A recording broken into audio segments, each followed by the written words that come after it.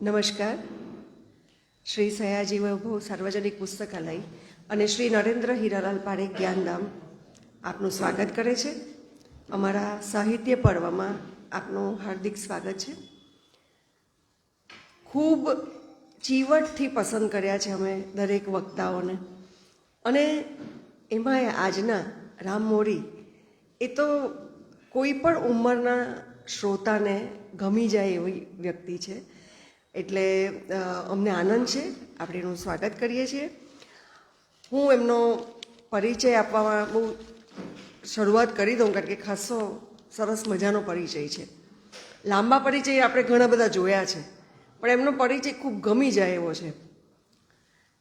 નામ એનું રામ, પણ કામ હનુમાનજી જેવું. તમે કોઈ પણ કામ સોંપો તરત કરી જ નાખે. અને આમ એમને રાજાધિરાજ કૃષ્ણ એટલા પ્રસન્ન કે એમની પાસે રાજાધિરાજ જેવું નાટક લખાવ્યું. એ એમની મરજી વગર તો થાય નહીં. પાછું સરસ્વતી એટલે કૃષ્ણને લીધે અભિવ્યક્તિમાં તો એ માહેર છે જ, પણ સરસ્વતી એમની જીભે અને કલમે બંને જગ્યાએ હજરા હજુર છે. સામાન્ય રીતે એવું જોવા મળે રામભાઈ કે જે સારું લખતા હોય કદાચ સારું બોલી ન શકે, પણ આમની તો કલમ અને જીવા બંને પણ સરસ્વતીજી મહેરબાન છે. અને એમના પગમાં ચક્ર છે. એટલે તમે કાલે એમની પોસ્ટ કલકત્તા મહાકાલીના મંદિર પાસે જોઈ હોય, તો આજે કશેક મુંબઈ નીતા અંબાણી કલ્ચરલ સેન્ટરમાં પહોંચી ગયા હોય, પરમ દિવસે દિલ્હી હોય એમનું નાટક રાજાધિરાજ, તો આજે નવસારીમાં છે. એટલે ખૂબ ઉડણ ચરકલી જેવા છે એવું કહીએ તો ખોટું નથી. અને સૌથી અદ્ભુત વાત કે એમની ઉંમર વધતી જ નથી. કે એમણે 18 વર્ષે લખવાની શરૂઆત કરી. જ્યારે આપણે જો ગ્રેજ્યુએશનના સર્ટિફિકેટના ચક્કરમાં પડેલા હોઈએ ત્યારે એમણે લખવાની શરૂઆત કરી. અને ક્યારે કે ભણતા હતા પાછું ફેબ્રિકેશન એન્જિનિયરિંગનું, પણ એની જોડે એમણે એમની કેમેસ્ટ્રી મળી ગઈ એટલે લખવાનું 18 વર્ષે શરૂ કર્યું. અને 22 વર્ષે તો આ છોકરાને નેશનલ એવોર્ડ મળે છે. એટલે મારે છોકરાને એમ જ કહેવું પડે. અને ત્યારથી એમની ઉંમર વધી નથી, ત્યાં આજ દિન સુધી વધવાની પણ નથી. ભાવનગર જિલ્લાના પાલીતાણા તાલુકાના લાખાવાડ ગામે, આ ખાસ એટલા માટે કે એમને એમના માતૃભૂમિનું અને મા બાપનું ખૂબ ગૌરવ છે. એમનો જન્મ થયો, પ્રાથમિક શિક્ષણ ગામમાં જ લીધું, પછી ભાવનગર, અને મેં કીધું તેમ ફેબ્રિકેશનમાં એમણે છેલ્લા 2 મહિના માટે એમણે બાય ચાન્સ 3 ઇડિયટ્સ જોઈ લીધી. અને પછી એમને કંઈક અંદર થયું કે બસ હવે આ નથી ભણવું, અને એમણે પછી ઝંપલાવ્યું સાહિત્યમાં. અત્યારે અમદાવાદમાં 100 વર્ષથી પણ જૂની મહાત્મા ગાંધીજીની પ્રકાશન સંસ્થા નવજીવન ટ્રસ્ટ, આપણને બધાને ખ્યાલ છે, એમાં માસ મીડિયા માર્કેટિંગ અને પબ્લિસિટી ડિપાર્ટમેન્ટ સંભાળે છે. અને એ પણ ખૂબ હટકે કામ છે, એ નિરાંતે વાત કરાય એવું છે, પણ અત્યારે આપણે એમને વધારે સમય આપવો છે. ગુજરાત યુનિવર્સિટીના જર્નાલિઝમ ડિપાર્ટમેન્ટ અને નવજીવન જર્નાલિઝમ કોલેજમાં લેંગ્વેજ, કમ્યુનિકેશન અને સ્ક્રીન રાઇટિંગ ભણાવે છે. સાબરમતી જેલ અમદાવાદમાં મહિલા અને પુરુષ બંદીવાનોને જેલ સાહિત્ય ભણાવે છે. એટલે મેં વાંચ્યું ત્યારે મને કન્ફ્યુઝન થયેલું કે જેલમાં સાહિત્ય ભણાવે છે. ના, એવું નહીં, જેલમાં લખાયેલું સાહિત્ય, જેલ સાહિત્ય ભણાવે છે. નેશનલ એવોર્ડ વિજેતા એવા મેં કહ્યું તેમ કે 2016માં એમને નેશનલ એવોર્ડ પ્રાપ્ત થયો ત્યારે એમની ઉંમર ફક્ત 22 વર્ષની હતી. ગુજરાતી ભાષામાં ટૂંકી વાર્તા, લઘુકથા, નવલકથા, નાટક, રેડિયો નાટક અને કોલમિસ્ટ, અને અત્યારે તો સ્ક્રીન પ્લે, એમના સ્ક્રિપ્ટ રાઇટિંગનું કામ ખૂબ પ્રખ્યાત થયું છે, ખૂબ પોપ્યુલર પણ છે. ગુજરાતી અને હિન્દી ટેલિવિઝન, ગુજરાતી હિન્દી ફિલ્મો, એમાં કથા, પટકથા અને સંવાદ લેખન અને સ્ક્રિપ્ટ રાઇટિંગનું કામ કરે છે. એમના પુસ્તકોમાં નોંધપાત્ર છે મહોતું, જે 2016માં, કોફી સ્ટોરીઝ 2018માં, કન્ફેશન બોક્સ, એમાં પત્ર વાર્તા સંગ્રહ છે, પત્રના રૂપમાં વાર્તા લખાયેલી છે, 2020માં. સ્ક્રિપ્ટ રાઇટર તરીકે એમની નોંધપાત્ર ફિલ્મ મહોતું, કે જેમાં ભારતની સર્વશ્રેષ્ઠ શોર્ટ ફિલ્મમાં 3જા ક્રમે આવેલી, અને યુટ્યુબ પર એમણે ઘણા બધા આપણે પણ જોઈ જ છે. મોન્ટુની બિટ્ટુ, 21મું ટિફિન, જે ખૂબ અત્યારે પણ આપણને જોવું ગમે, વારંવાર જોવું ગમે એના સંવાદોને કારણે, એની કથાને કારણે. તો એ પણ ગુજરાતીઓને ગૌરવ અપાવી ચૂકી છે અને 12 અઠવાડિયાથી વધારે સમય થિયેટરમાં ચાલી હોય એવી ફિલ્મ 21મી ટિફિન. કચ્છ એક્સપ્રેસના તો કોણ ફેન નથી? એ તો અત્યારે પણ નાના નાના રીલ્સ પણ એના આવે તો આપણાથી સ્ક્રીન પરથી ખસાતું નથી. એટલા સુંદર એના સંવાદો છે, પાત્રાલેખન પણ એટલું જ સરસ છે. મારા પપ્પા સુપર હીરો 2024માં એ પણ ઇન્ટરનેશનલ ફિલ્મ ફેસ્ટિવલમાં ઘણા બધા એવોર્ડ જીતી ચૂકી છે. કચ્છ એક્સપ્રેસને 3 નેશનલ એવોર્ડ મળ્યા છે. અને કસુંબો અદ્ભુત ફિલ્મ, એનો તમે એન્ડ તો અકલ્પનીય છે અને એ ગુજરાતી ભાષાની સૌથી મોટી ફિલ્મ. અને 2024 ડિસેમ્બરથી શ્રી રાધા રમણમ આ હિન્દી ફિલ્મનું શૂટિંગ ચાલી રહ્યું છે. ટીવી શોમાં ભક્તિ, જયંતિજાગૃતિ.com, ધર્મથી ગુજરાતી એટલે તીર્થસ્થાનોની યાત્રા માટે, દીકરી વાલનો દરિયો, રૂપ મર્દ કા નયા સ્વરૂપ, બાલિકા વધુ, એ બધી સિરિયલો માટે એમણે લેખનનું કામ કર્યું છે. દિવ્ય ભાસ્કર, મુંબઈ સમાચાર, મિડ ડે, ફૂલછાપ, જન્મભૂમિ, પ્રવાસી, કચ્છ મિત્ર અને કયા નહીં બધામાં, કોકટેલ જિંદગી, બધા ન્યૂઝપેપર અને સામયિકોમાં કોલમિસ્ટ છે. મુકામ વાર્તા નામની એમની કોલમ દર રવિવારે દિવ્ય ભાસ્કરમાં પ્રકાશિત થતી હતી, જેમાં સતત 1 વર્ષ સુધી એમણે લઘુકથાઓ લખી. મુંબઈ સમાચારમાં ધ કન્ફેશન બોક્સ નામની કોલમ, ફૂલછાપમાં દર બુધવારે #વી. એટલે મેં કહ્યું તેમ દરેક ઉંમરને સ્પર્શે. જો મહોતું સ્ત્રીઓને સ્પર્શી હોય, 21મું ટિફિન દરેક ઉંમરની સ્ત્રીને સ્પર્શે, તો યુવાનોને પણ આ લવ યુ જિંદગી કે #વી આ બધું ગમી જ જાય, એમાં કોઈ સંશય નથી. મહારાષ્ટ્ર રાજ્યના ગુજરાતી માધ્યમિક વિભાગમાં 10મા ધોરણના અભ્યાસક્રમમાં એમની વાર્તા ગુડ્ડી અને કાલુ સ્થાન પામી છે, જે આપણા માટે પણ ગૌરવની વાત છે. અને નાટ્ય લેખનમાં એમણે હાજી કાસમ તારી વીજળી, જે ગુણવંતરાય આચાર્યની નવલકથા છે, અને એનું ખૂબ સરસ નાટ્ય લેખન પણ થયું છે અને મંચન પણ અદ્ભુત હતું, તો એ એમણે લખ્યું છે. અને શ્રી દલપતરામના જીવન પર દાખે દલપતરામ નામની એકોક્તિ લખી છે. અને અત્યારે જે નીતા અંબાણી કલ્ચરલ સેન્ટરમાં અને દિલ્હીમાં દબદબાભેર જે વટ પાડીને ચાલી રહ્યું છે, જેમાં અનેક ફિલ્મના કલાકારો, દિગ્દર્શકો અને અગ્રગણ્ય વ્યક્તિઓ જોવા આવે છે, એ કૃષ્ણ જીવન પર આધારિત રાજાધિરાજ, એટલું બધું અદ્ભુત નાટકના સંવાદો પણ એટલા ખૂબ સરસ લખ્યા છે. એ લેખક તરીકેનું એમનું સન્માન છે.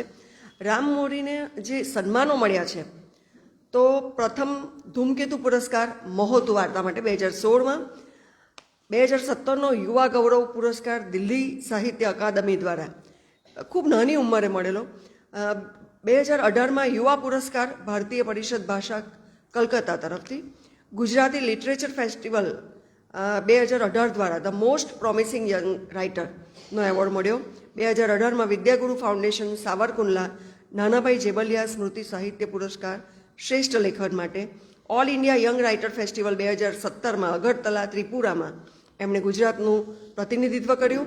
2016માં મહોતુને શ્રેષ્ઠ પુસ્તકની કેટેગરીમાં એવોર્ડ મળ્યો, પુરસ્કાર મળ્યો. ગુજરાત સાહિત્ય અકાદમી દ્વારા 2021નો યુવા પુરસ્કાર, 2020માં ગુજરાત રાજ્ય સરકાર તરફથી મોન્ટુની બિટ્ટુ ફિલ્મને જુદી જુદી 3 કેટેગરીમાં એવોર્ડ મળ્યા છે. 2021માં એક્સલન્સ એવોર્ડ દ્વારા મોન્ટુની બિટ્ટુને શ્રેષ્ઠ સ્ક્રીન પ્લેનો એવોર્ડ એમને મળ્યો છે. 2022માં ટૂંકી વાર્તા માતાજીએ લાજ રાખી ને એ વર્ષની શ્રેષ્ઠ વાર્તા તરીકે ગીતા નાયક ગદ્ય પારિતોષિક પ્રાપ્ત થયું. કચ્છ એક્સપ્રેસમાં શ્રેષ્ઠ સંવાદ લેખક કેટેગરીમાં ગુજરાત આઇકોનિક એવોર્ડ, બહુ જ અદ્ભુત સંવાદો ફરી એકવાર. અને 2024માં પારસ ફાઉન્ડેશન દ્વારા શ્રેષ્ઠ યુવા લેખક ગદ્યકાર 2023 પારસચંદ્રક પ્રાપ્ત થયો છે. અને પિક્ચર અભી બાકી હે મેરે દોસ્ત, કારણ કે હજી એમની ઉંમર તો બિચારાની છોકરા જેવી જ છે, 20-22થી વધી નથી. એટલે આની સાથે સાથે એ જેલમાં ભણાવવા જાય, એટલે શિક્ષક તરીકે પણ. અને નવજીવન ટ્રસ્ટના તમે કાર્યક્રમો જુઓ તો એમાં અમે પરિચયમાં અમને નથી આપ્યું, પણ એકદમ કુશળ સંચાલક તરીકે એ જો તમારો પરિચય આપે ને, તો કદાચ રામ મોરીનો પરિચય ન આપે એટલે, બાકી એ જેમનો પરિચય આપે ને એમના આપણે પ્રેમમાં પડી જઈએ, એટલો સુંદર પરિચય આપે. અને વ્યક્તિને પણ પોતાને એમ થાય કે અચ્છા હું આટલી સારી છું. એટલું સરસ એમનું એન્કરિંગ પણ છે. અને એ એ કળા બહુ ઓછા પાસે હોય છે, કારણ કે એ હોમવર્ક કરીને જાય. એટલે એવું નથી કે તમારા હાથમાં કાગળ આવ્યા ને તમે બધું વાંચી ગયા. એ બરાબર એમના વિશેની લાક્ષણિકતાઓ જાણે, સમજે અને એ પ્રમાણે સંવાદ કરે. એટલે કેટલીક વાર તો એક્સટેમ્પોર સંવાદ પણ એમણે કર્યા છે કે એને માટે તૈયાર ના હોય, પણ પેલા ભાઈનું બોલવાનું, ભાઈ કે બહેનનું અટકી જાય તો પછી એ સંવાદો લેવાનું, એટલે ઇન્ટરવ્યૂ લેવાનું શરૂ કરી દે. એવી રીતના પણ એમણે ઇન્ટરવ્યૂ લીધા છે. અને જે વ્યક્તિઓને આપણે મનાવવી અઘરી હોય પોતાના ઘરમાંથી બહાર નીકળવા માટે, પણ એમને પણ એ નવજીવન સુધી ખેંચી લઈ જાય એવી એમની જીભમાં, મેં કીધું ને સરસ્વતી છે, એટલે તાકાત છે. એ તો મોસ્ટ પ્રોમિસિંગ યંગ રાઇટર અને યુવા માટે આઇકોનિક, એટલે એમના રોલ મોડેલ તરીકે પણ આપણે એને ગણી શકીએ એવા શ્રી રામ મોરીનું સ્વાગત કરવા માટે હું માધવીબેનને વિનંતી કરીશ.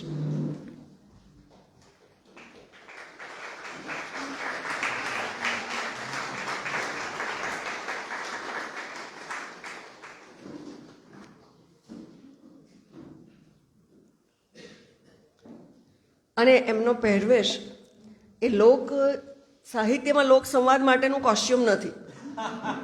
એ ગૌરવપૂર્વક એમનો આ પહેરવેશ હંમેશા એમની ઓળખ છે. તો રામ મોરી, તમને રામભાઈ કહેવાનું મન નથી થતું, એટલે રામ મોરી આવો અને લોક સાહિત્યમાં લોક સંવાદ વિશે અમને સૌને મોજ કરાવો. આવો.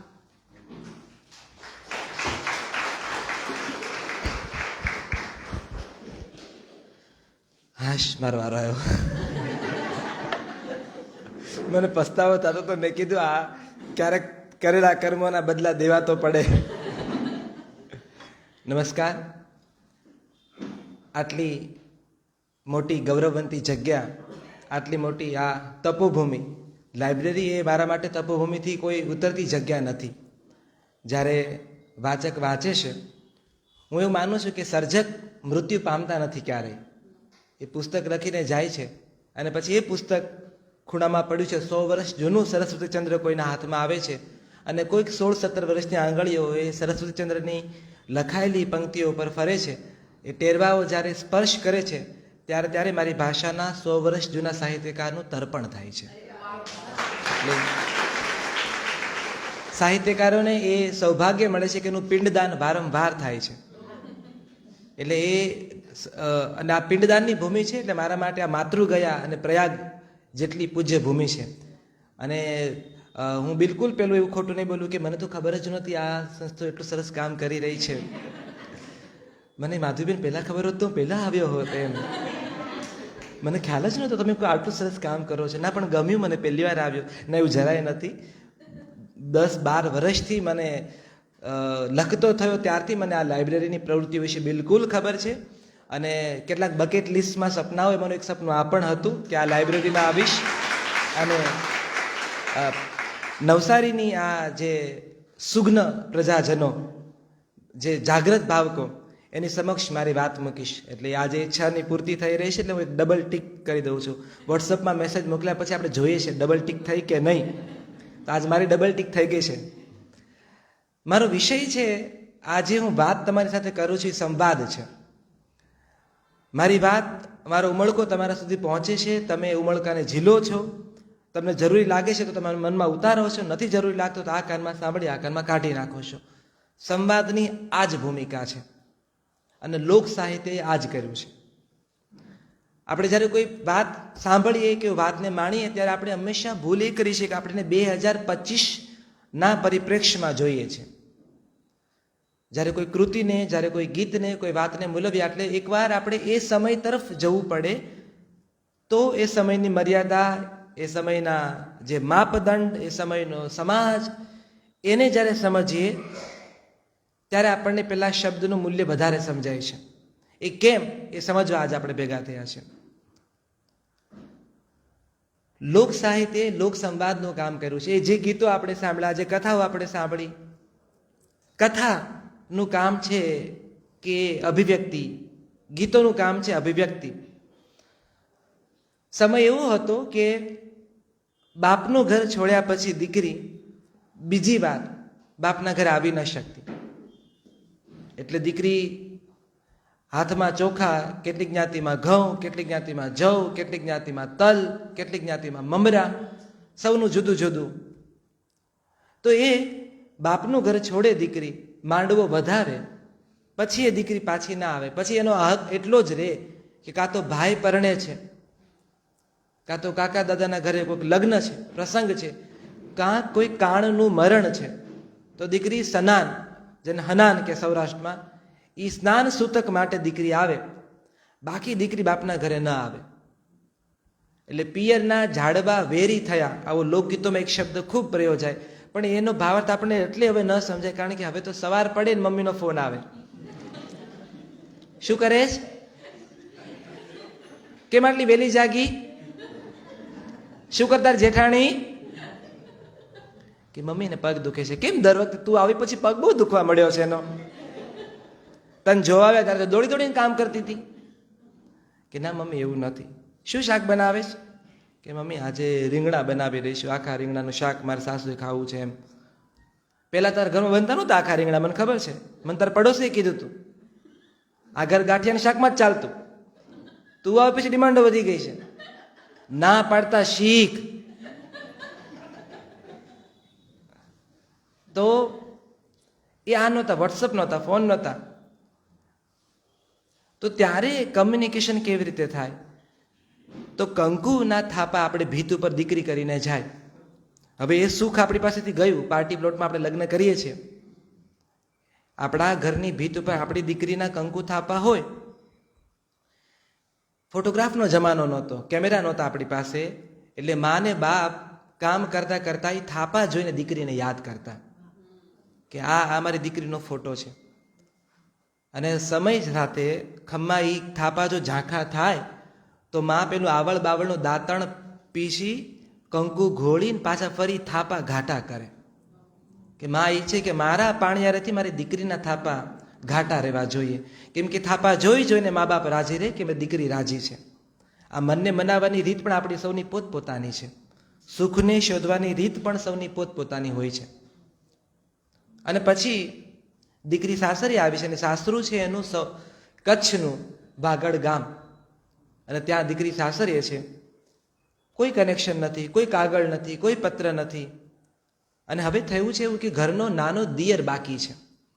એટલે સાસુએ નક્કી કર્યું છે કે વેવાઈને એક દીકરી બાકી છે, આપણા ઘર દીકરો બાકી છે, આ અજવાળી પૂનમે લાપસી ખાવા વેવાઈને બોલાવીએ અને માગું નાખીએ. રસોડામાં કામ કરતી દીકરીએ સાસુના સંવાદો સાંભળ્યા,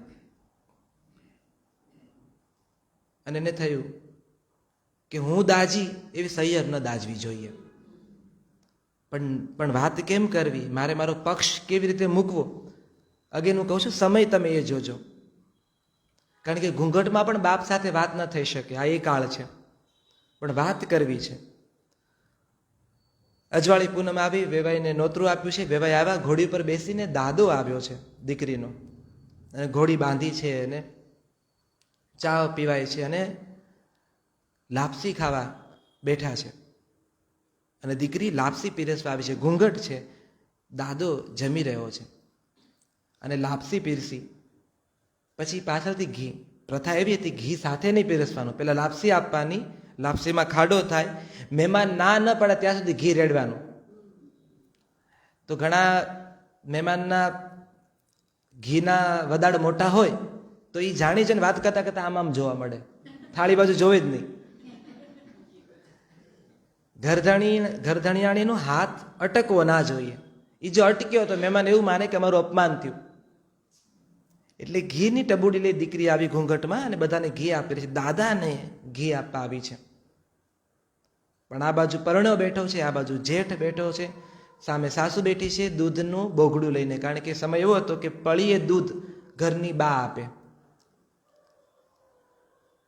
અને દાદાએ ફાનસના અજવાળે ખાવાનું ચાલુ કર્યું, પહેલો કોળિયો લાપસીનો લીધો, એ લાપસી દાદાને ખારી લાગી. તો દાદાએ ડાબે જોયું, જમણે જોયું કે એ લોકો તો મજાથી લાપસી ખાઈ રહ્યા છે, એટલે એની લાપસી ખારી નથી. ત્યારે સમજાણું કે ઘૂંઘટમાં ઘી નાખવા આવેલી દીકરીની આંખમાંથી આંસુના ટીપા એ લાપસી ઉપર પડ્યા છે. આ સંવાદની શરૂઆત હતી કે કંઈક કેવું છે. અને પછી ગામનો રિવાજ કે મહેમાન આવે સૌના ઘરે એટલે ગામના ચોકમાં ભેગા થાય અને ચોકની અંદર ખાટલા ઢળાય અને હોકા પીવાતા હોય, ગળગડ ગોટા નીકળતા હોય અને ગામની દીકરીઓ ગરબા ગાવા ભેગી થાય. કઈ નવરાત્રિની રાહ ન જો, અમાસના ગરબા પણ થતા, સાતમના ગરબા પણ થતા, પૂનમના ગરબા પણ થતા. અને એમાં પાછી પ્રથા એવી હતી કે પહેલું જે સર્કલ થાય એ ગામની કુંવારી દીકરીઓનું થાય, પહેલું સર્કલ. કેમ કે એને કોર્ડન કરવામાં આવતી, એની રક્ષા કરવામાં આવતી. ફાનસનો યુગ, કાળું અંધારું, માણસ હજી તેથી અત્યારે છે એટલા મેલા નહોતા થયા, પણ તોય વખતનો ભરોસો નહીં એવું વિચારી પહેલો જે રાઉન્ડ છે એ કુંવારી દીકરીઓનો થાય. બીજો રાઉન્ડ બધી ગામની વહુવારુંનો થાય. એટલે વહુવારું કુંવારિકાની જાણે રક્ષણ કરતી અને બધીના છાતી સમાણા ઘૂંઘટ. અને પછી નક્કી થાય કે આજે કોણ એક તાળીનો ગરબો ગાશે, આજે બે તાળીનો ગાશે, ત્યાં જ તાલ નક્કી થાય. આ લોકગીતો કેવી રીતે બને ને, એમાંથી લોક સંવાદ કેમ થાય ને, એની વાત મારે તમને કરવી છે. નક્કી થાય તાલ આજ એક તાળીનો ગાશે, આજે બે તાળીનો ગાશે, આજે ત્રણ તાળીનો ગાશે. મહેમાનો બેઠા છે, સોપારી પાનના બીડલા ખવાઈ રહ્યા છે, હુકા પીવાઈ રહ્યા છે. અને એની વચ્ચે દીકરી કીધું કે આ એક અવસર છે લોક સાહિત્યમાં લોક સંવાદ, આ એક અવસર છે, મારી વાત મૂકી દઉં, બીજો અવસર મને નહીં મળે. એટલે એને કીધું કે આપણે એક તાળીનો ગરબો કરીએ. બધું આવ્યું કે હા એક તાળીનો ગરબો કરીએ. કે ગીત કયું ગાશો? એટલે પેલી ઘૂંઘટમાં કીધું નવું છે, સંવાદ કરવો છે. ઉપાડ તો એક તાળીનો, અમે ઝીલતી જાશું. આ ઝીલવું ને એ પણ આર્ટ છે ને, એમાં પણ એક સાયન્સ છે. તો દીકરીએ ઘૂંઘટમાં ગાવાનું ચાલુ કર્યું કે દાદા હો દીકરી વાગડમાના દેશો રે સઈ, વાગડની વડિયારી સાસુ દોયલી રે દાદા હો દીકરી. ગામ સચેત થઈ ગયું, સાસુ સચેત થઈ, ઢોલીએ બેઠેલી બધી સાસુ ઓલમોસ્ટ સચેત થઈ ગઈ કે આ કોની વહુ ગાય છે. પણ જુઓ, ઘૂંઘટની પોતાની મર્યાદા અને ઘૂંઘટની પોતાની મજા. કે પેલા તો કેવું કે લુગડા ધોવાના બાને બાયું નેરે જાતી ને શીપર માથે લુગડા તો પથરાય, પણ એની હારે કઈ કેટલીના ઘરની ફરિયાદો પથરાઈ જાતી. ને એ બાયું ધોકાવે, પોતાના ધણીને કાંઈ ન કહી શકતી બાયું એના બુસ્કટ ને સોણા પેટ ને બમણા જનુનથી ધોકાવતી હોય, એ મેં જોયેલું. ને સાબુની ગોટી દેવા લાંબા થયેલા હાથમાં એકબીજીનો સંસાર સચવાઈ જાતો. ને હશે બાપા અસ્તરી અવતાર, બાંધી મુઠી લાખની, કાલ હવારે જણા થાવશે, ઘીનાઠામાં ઘી પડી જશે, એ તો કઠણાઈની કાબર મારી બેન, હવ હારાવાના થઈ જશે. આ હોકારામાં ભલભલ્યુના ઘરના કજિયાનો કદડો નીકળી જતો. પણ હવે તો ભમરાળા ઘરે ઘરે નળ ગુડાઈ ગયા. જો પરિવર્તનને જોવાની રીત જરા જુદી છે કે હવે તો ઘરે ઘરે નળ ગુડાઈ ગયા. તે જાતે ધૂણવાનું ને જાતે ધૂપ દેવાનો. પેલી શીપર ને બાયુ ને ધોણ ને ડોળ એ બધું વી ગયું નળમાં. આ પરિવર્તનની એક જુદી વાત છે. તો દીકરીએ ગાયું, દાદા હો દીકરીની પહેલી કડી ગાય, સૌ સાસુએ કાન સાફ કર્યા, પણ અવાજ ન પકડાયો. કેમ? તો કે કાળ એવો હતો જ્યારે વહુનો પોતાનો અવાજ જ ન હોય. એક ફિલ્મ આવેલી હેલ્લારો, અને મેહુલ સુરતી એમાં સંગીત આપેલું. એમાં વાઘેરો ઢોલ આખા ગુજરાતે ખૂબ ગાયું. પણ હવે જ્યારે વાઘેરો ઢોલ ફરી સાંભળો ત્યારે ગીતની શરૂઆતની હલક તમે સાંભળજો. સંગીતકારે બહુ સમજી વિચારીને એ ગીતની શરૂઆત કરી છે, હમ હમ હમ હમ, અને પછી મ્યુઝિક સ્ટાર્ટ થાય છે. એ હમ છે ને એ બાયુના હોંકારા છે કે તું સાંભળે છે, હમ, કે મને કેટલું દુઃખ પડે છે, હમ, કે મને જોનારું કોઈ નથી, હમ, બીજો અવાજ જ નથી. એ એટલે ત્યાં હમ હમ અને હમથી ગરબો ચાલુ કર્યો છે. એટલે ઘરમાં વહુ આ કરી નાખજો, આટલા મહેમાન આવશે, આટલું કામ કરવાનું છે, વાડીએ દાડિયા છે, એટલે ઘરને સાસરીને વહુનો અવાજ ખબર જ નથી. એટલે વહુએ દાદા હો દીકરીની કડી ગાય તો કાનને અવાજની ટેવ નથી. પણ કોણ અવાજ પકડે? ખાટલે બેઠેલો દાદો. કેમ? ઘોડી લઈને જયારે ખેતરથી વાડી આવ્યો ને ત્યારે અવાજ કીધો, દાદા તમારો રોટલો થઈ ગયો, ખાવા હાલો. એ અવાજ દાદાના કાનમાં જીવતો હતો. 16 વર્ષનો અવાજ એના કાનમાં ઘૂઘરીની જેમ રણજણતો હતો. એ હોંકારાના નાતે દાદો સમજી ગયો કે આ ગાનારી મારી દીકરી છે. પણ દીકરી ના કેમ પાડે છે મને? ભાગડમાં સૈયર દેવાની ના કેમ પાડે છે? તો દીકરી કારણ કે છે કે દિયે દળાવે મને, રાતડીએ કંતાવે રે સઈ, પાછલે તે પરોડીએ પાણીડા મોકલે રે દાદા હોતી કરી. કે દાદા આખો દિવસ મને દળાવે છે, રાતે ફાનસના અજવાળે મને સોય દોરો દેશે, ગોદડા દઈ દેશે, આખી રાત કંતાવે છે. પાછલે પરોડીએ આ કચ્છ છે જ્યાં પાણી ભરવા માટે કિલોમીટરના કિલોમીટર તમારે ચાલવું પડતું, પગની કઢી થઈ જવી. એ રૂઢિપ્રયોગનો અર્થ કચ્છની સ્ત્રીઓને જ ખબર છે, મને તમને નથી ખબર. માથે આપણે ફોટા જોઈએ કે 8-8, 10-10 બેડલા મૂક્યા ને આપણે થઈ કે એના બેડલાને હનુમાનનો હાથ. આપણને જે આટ લાગે એ કોઈ પ્રજાતિની મજબૂરી હોઈ શકે. જે આપણને કળા દેખાય છે એમાં એ લોકોની દુર્દશા પણ હોઈ શકે. અને દીકરી કહે છે કે આટલું કામ કર્યા આવે છે અને પછી કહે છે દાદા કે હું કામથી નથી બીતી, અહીંયા ફરિયાદ કામની નથી. અને દીકરી કહે છે કે ઓશિકે ઈંઢોણી મારી, પાંગતીએ સણિયું રે સઈ. જ્યાં મારે ઓશિકું મૂકવાનું હોય ત્યાં સાસુ મારી ઈંઢોણી મૂકી દેતી, એની ઉપર ઘડો રાખવાનો, કામ ન ભૂલતી. પાંગતીએ સીસણિયું, સીસણિયું એટલે ઘડા સાથે બાંધવાનું દોરડું. એ દોરડું તમે કૂવામાં નાખો અને પછી દોરડું ખેંચો ને એનાથી પાણી આવે એને સીસણિયું કહેવાય. પાંગતીએ સીસણિયું, સીસણિયું 2 અર્થમાં છે. સીસણિયું માત્ર ઘડો બાંધવા માટે નથી, વહુના પગ બાંધવા માટે પણ છે. આ ઘરનું જેટલું સીસણિયું એટલું જ તને અહીંથી બહાર નીકળવાની પરવાનગી. અને સામે તે ઓરડે વહુ તારું બેડેલું. અને પછી વહુ દીકરી કહે છે કે દાદા એનાથી નથી મૂંઝાતી કામથી. પણ હવે દીકરીની દુર્દશા, દીકરી જે કહે છે લોકગીતમાં, લોક સંવાદ કરવાનો છે દીકરી. અને દીકરી કહે છે કે ઘડો ડૂબે નહીં મારો. સાસુએ જાણી જઈને સીસણિયું ટૂંકું આપ્યું છે.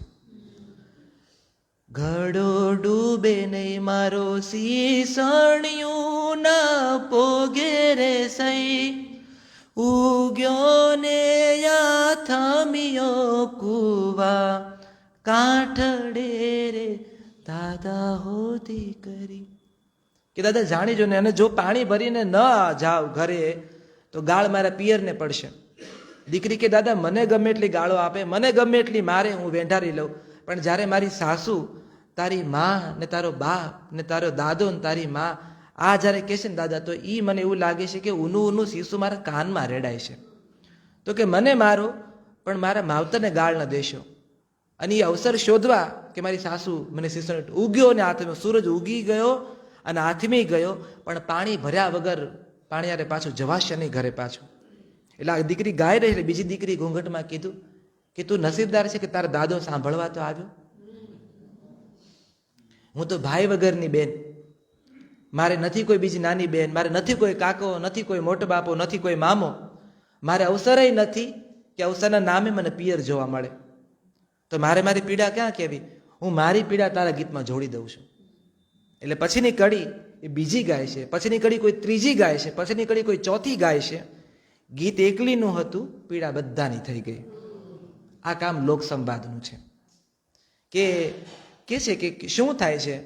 આખી રાત દીકરી મૂંઝાણી, સવાર પડી અને પછી દીકરીએ કર્યું, દીકરીએ સીસણિયા જોડે ઓઢણી બાંધી, સીસણિયું લાંબુ કરવા માટે. અને પછી કૂવામાં નાખ્યું દોરડું ને સીસણિયુંનું ઓઢણી, ઘડો બરાબર ભરાણો અને સીસણિયું ખેંચવા ગઈ અને ડાબે જમણે ભેરબ બોલી.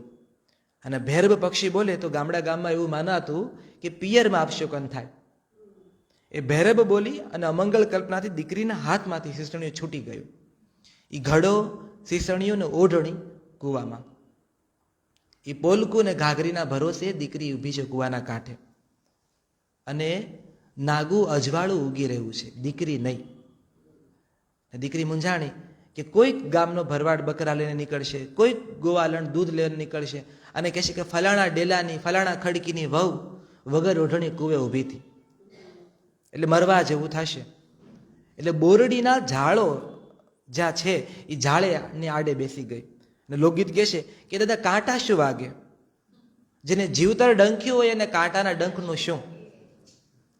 કાંટો તો લોહી કાઢશે, પણ જીવતર ડંખ્યું એનું તો ટીપું નહીં નીકળે. અને સવાર પડી ગઈ ને દીકરી કીધું કે હવે કૂદકો મારું કૂવામાં, કારણ કે હવે ગામ જાગશે ને મારી વાત થશે. અને કૂવે કૂદવા ગઈ દીકરી, તેણે જોયું કે કૂતરો નીકળ્યો.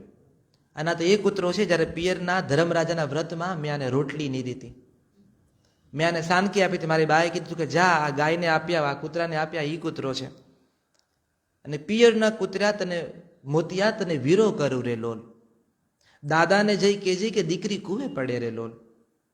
અને પછી ઉડતા પંખીડા મારા દાદાને જઈ કહેજો રે સઈ, કે દાદાને કહેજો દીકરી કૂવે પડે રે લોલ. અને પછી પાછા લોકગીતમાં જોડાઈ જાય છે કે દાદા સુધી આ પહોંચી ગયા કૂતરો અને પક્ષી. આ કલ્પન છે.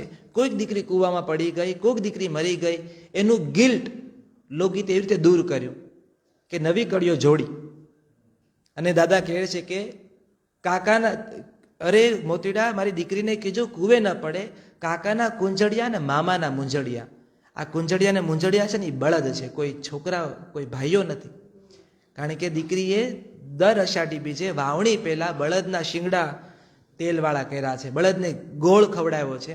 રક્ષાબંધને ભાઈ નહોતો ત્યારે ખેડૂતની દીકરીઓ બળદને રાખડી બાંધતી. એટલે કાકાના કુંજળિયા મામાના મુંજળિયા વેલેરા આવશે અને દીકરીનું મોંઘેરું મામેરું કરશે. અને કે તું દીકરીને કહેજે કે કૂવે ન પડે. ખેર પણ એ લોકગીત ગવાઈ ગયું, દાદા સુધી વાત પહોંચી ગઈ. ઘરે આવ્યા, સાસુએ સોડીથી સોપારી કાપીને વેવાઈ તરફ લાંબી કરી.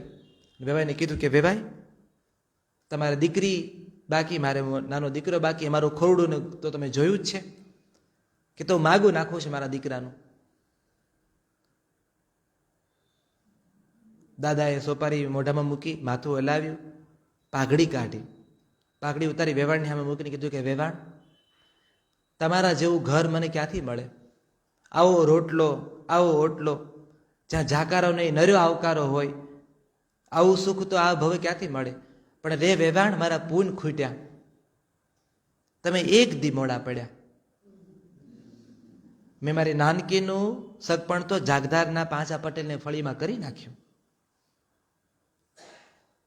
અને વહેલી સવારે ઘોડી લઈ દાદો નીકળી ગયો. આ લોકગીતના લોક સંવાદે એક દીકરીનું જીવન બચાવ્યું. તો આ લોક સાહિત્યનું કામ છે. અને આ રીતે સંવાદ થાય છે. અને મેં તમને વાત કરી એમ કે દીકરી એવા પણ લગ્નો થતા કે જ્યાં દીકરી સાસરે જતી હોય ત્યારે ભાઈ ઘોડિયામાં સૂતો હોય, એવા પણ લગ્નો આપણે ત્યાં હતા. એવા કજોડા લગ્નો હતા. અને ભાઈ ઘોડિયામાં સૂતો છે ને દીકરી ગઈ છે. હવે એ ભાઈ થયો છે 17-18 વર્ષનો. એટલે ભાઈના લગ્ન છે ને માં કહેશે કે ભાઈ આ બેન આટલા ગાવ દૂર સાસરે છે કે તારા લગ્ન આવ્યા છે, તો મીઠું તેડું કરવા જા બેનનું. મીઠું તેડું એટલે ભાઈ પોતે આવે બેનને લેવા માટે, ગાડાની વેલ જોડીને આખું ગાડાને આખો શણગારે. અને ભાઈ કહે છે પણ બા હું બેનને ઓળખીશ કેવી રીતે? સમય તમે જુઓ, હું કેવી રીતે બેનને ઓળખીશ? બા કહે છે કે તારે નથી ઓળખવાનું, ઈ તને ઓળખી જશે. પણ એ કે બા હું તો ઘોડિયામાં સૂતો હતો. અને માં કહે છે કે દીકરી જન્મે ને ત્યારથી માં જ હોય છે. ઢીંગલી રમાડતી દીકરી એક માં જ હોય છે, એટલે ઈ તને ઓળખી જશે.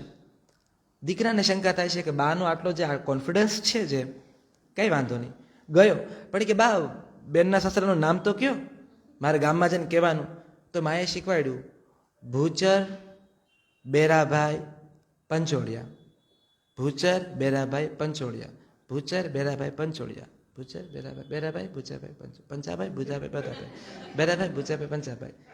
ગાવ કાપતો ગયો, ભૂખ્યો તરસ્યો જુવાન જવત, જેની નવી નવી મૂછો ફૂટેલી, એવો 20 વર્ષનો ભાઈ પાચાન ભૂચાન પંચાળિયા કરીને ભેગું કરી ગયો. લખા વાંચવાનો તો સમય એક હતો નહીં કે જે કાગળમાં લખી લઉં નામ. બેનના સાસરાનું નામ ભૂલી ગયો. આવડું મોટું ગામ, હવે કેવું કેમ કે મારા બેનના સાસરાનું ફળી કયું. ગામને પાદર આવ્યો છે અને એને વેલડું છોડ્યું. ગામનો વડલો છે ત્યાં ધોરીડા બળદ બાંધ્યા અને મૂંઝાઈને ઉભો છે કે કોને પૂછું. લોકગીત કે છે હવે આ વાતને. જે વેલડું હતું કે વેલું છૂટી વાડીના વડહેઠ, એવી વેલું છૂટી વાડીના વડહેઠ, એવા ધોરીડા એ બાંધ્યા રે ગઢને કાંગરે.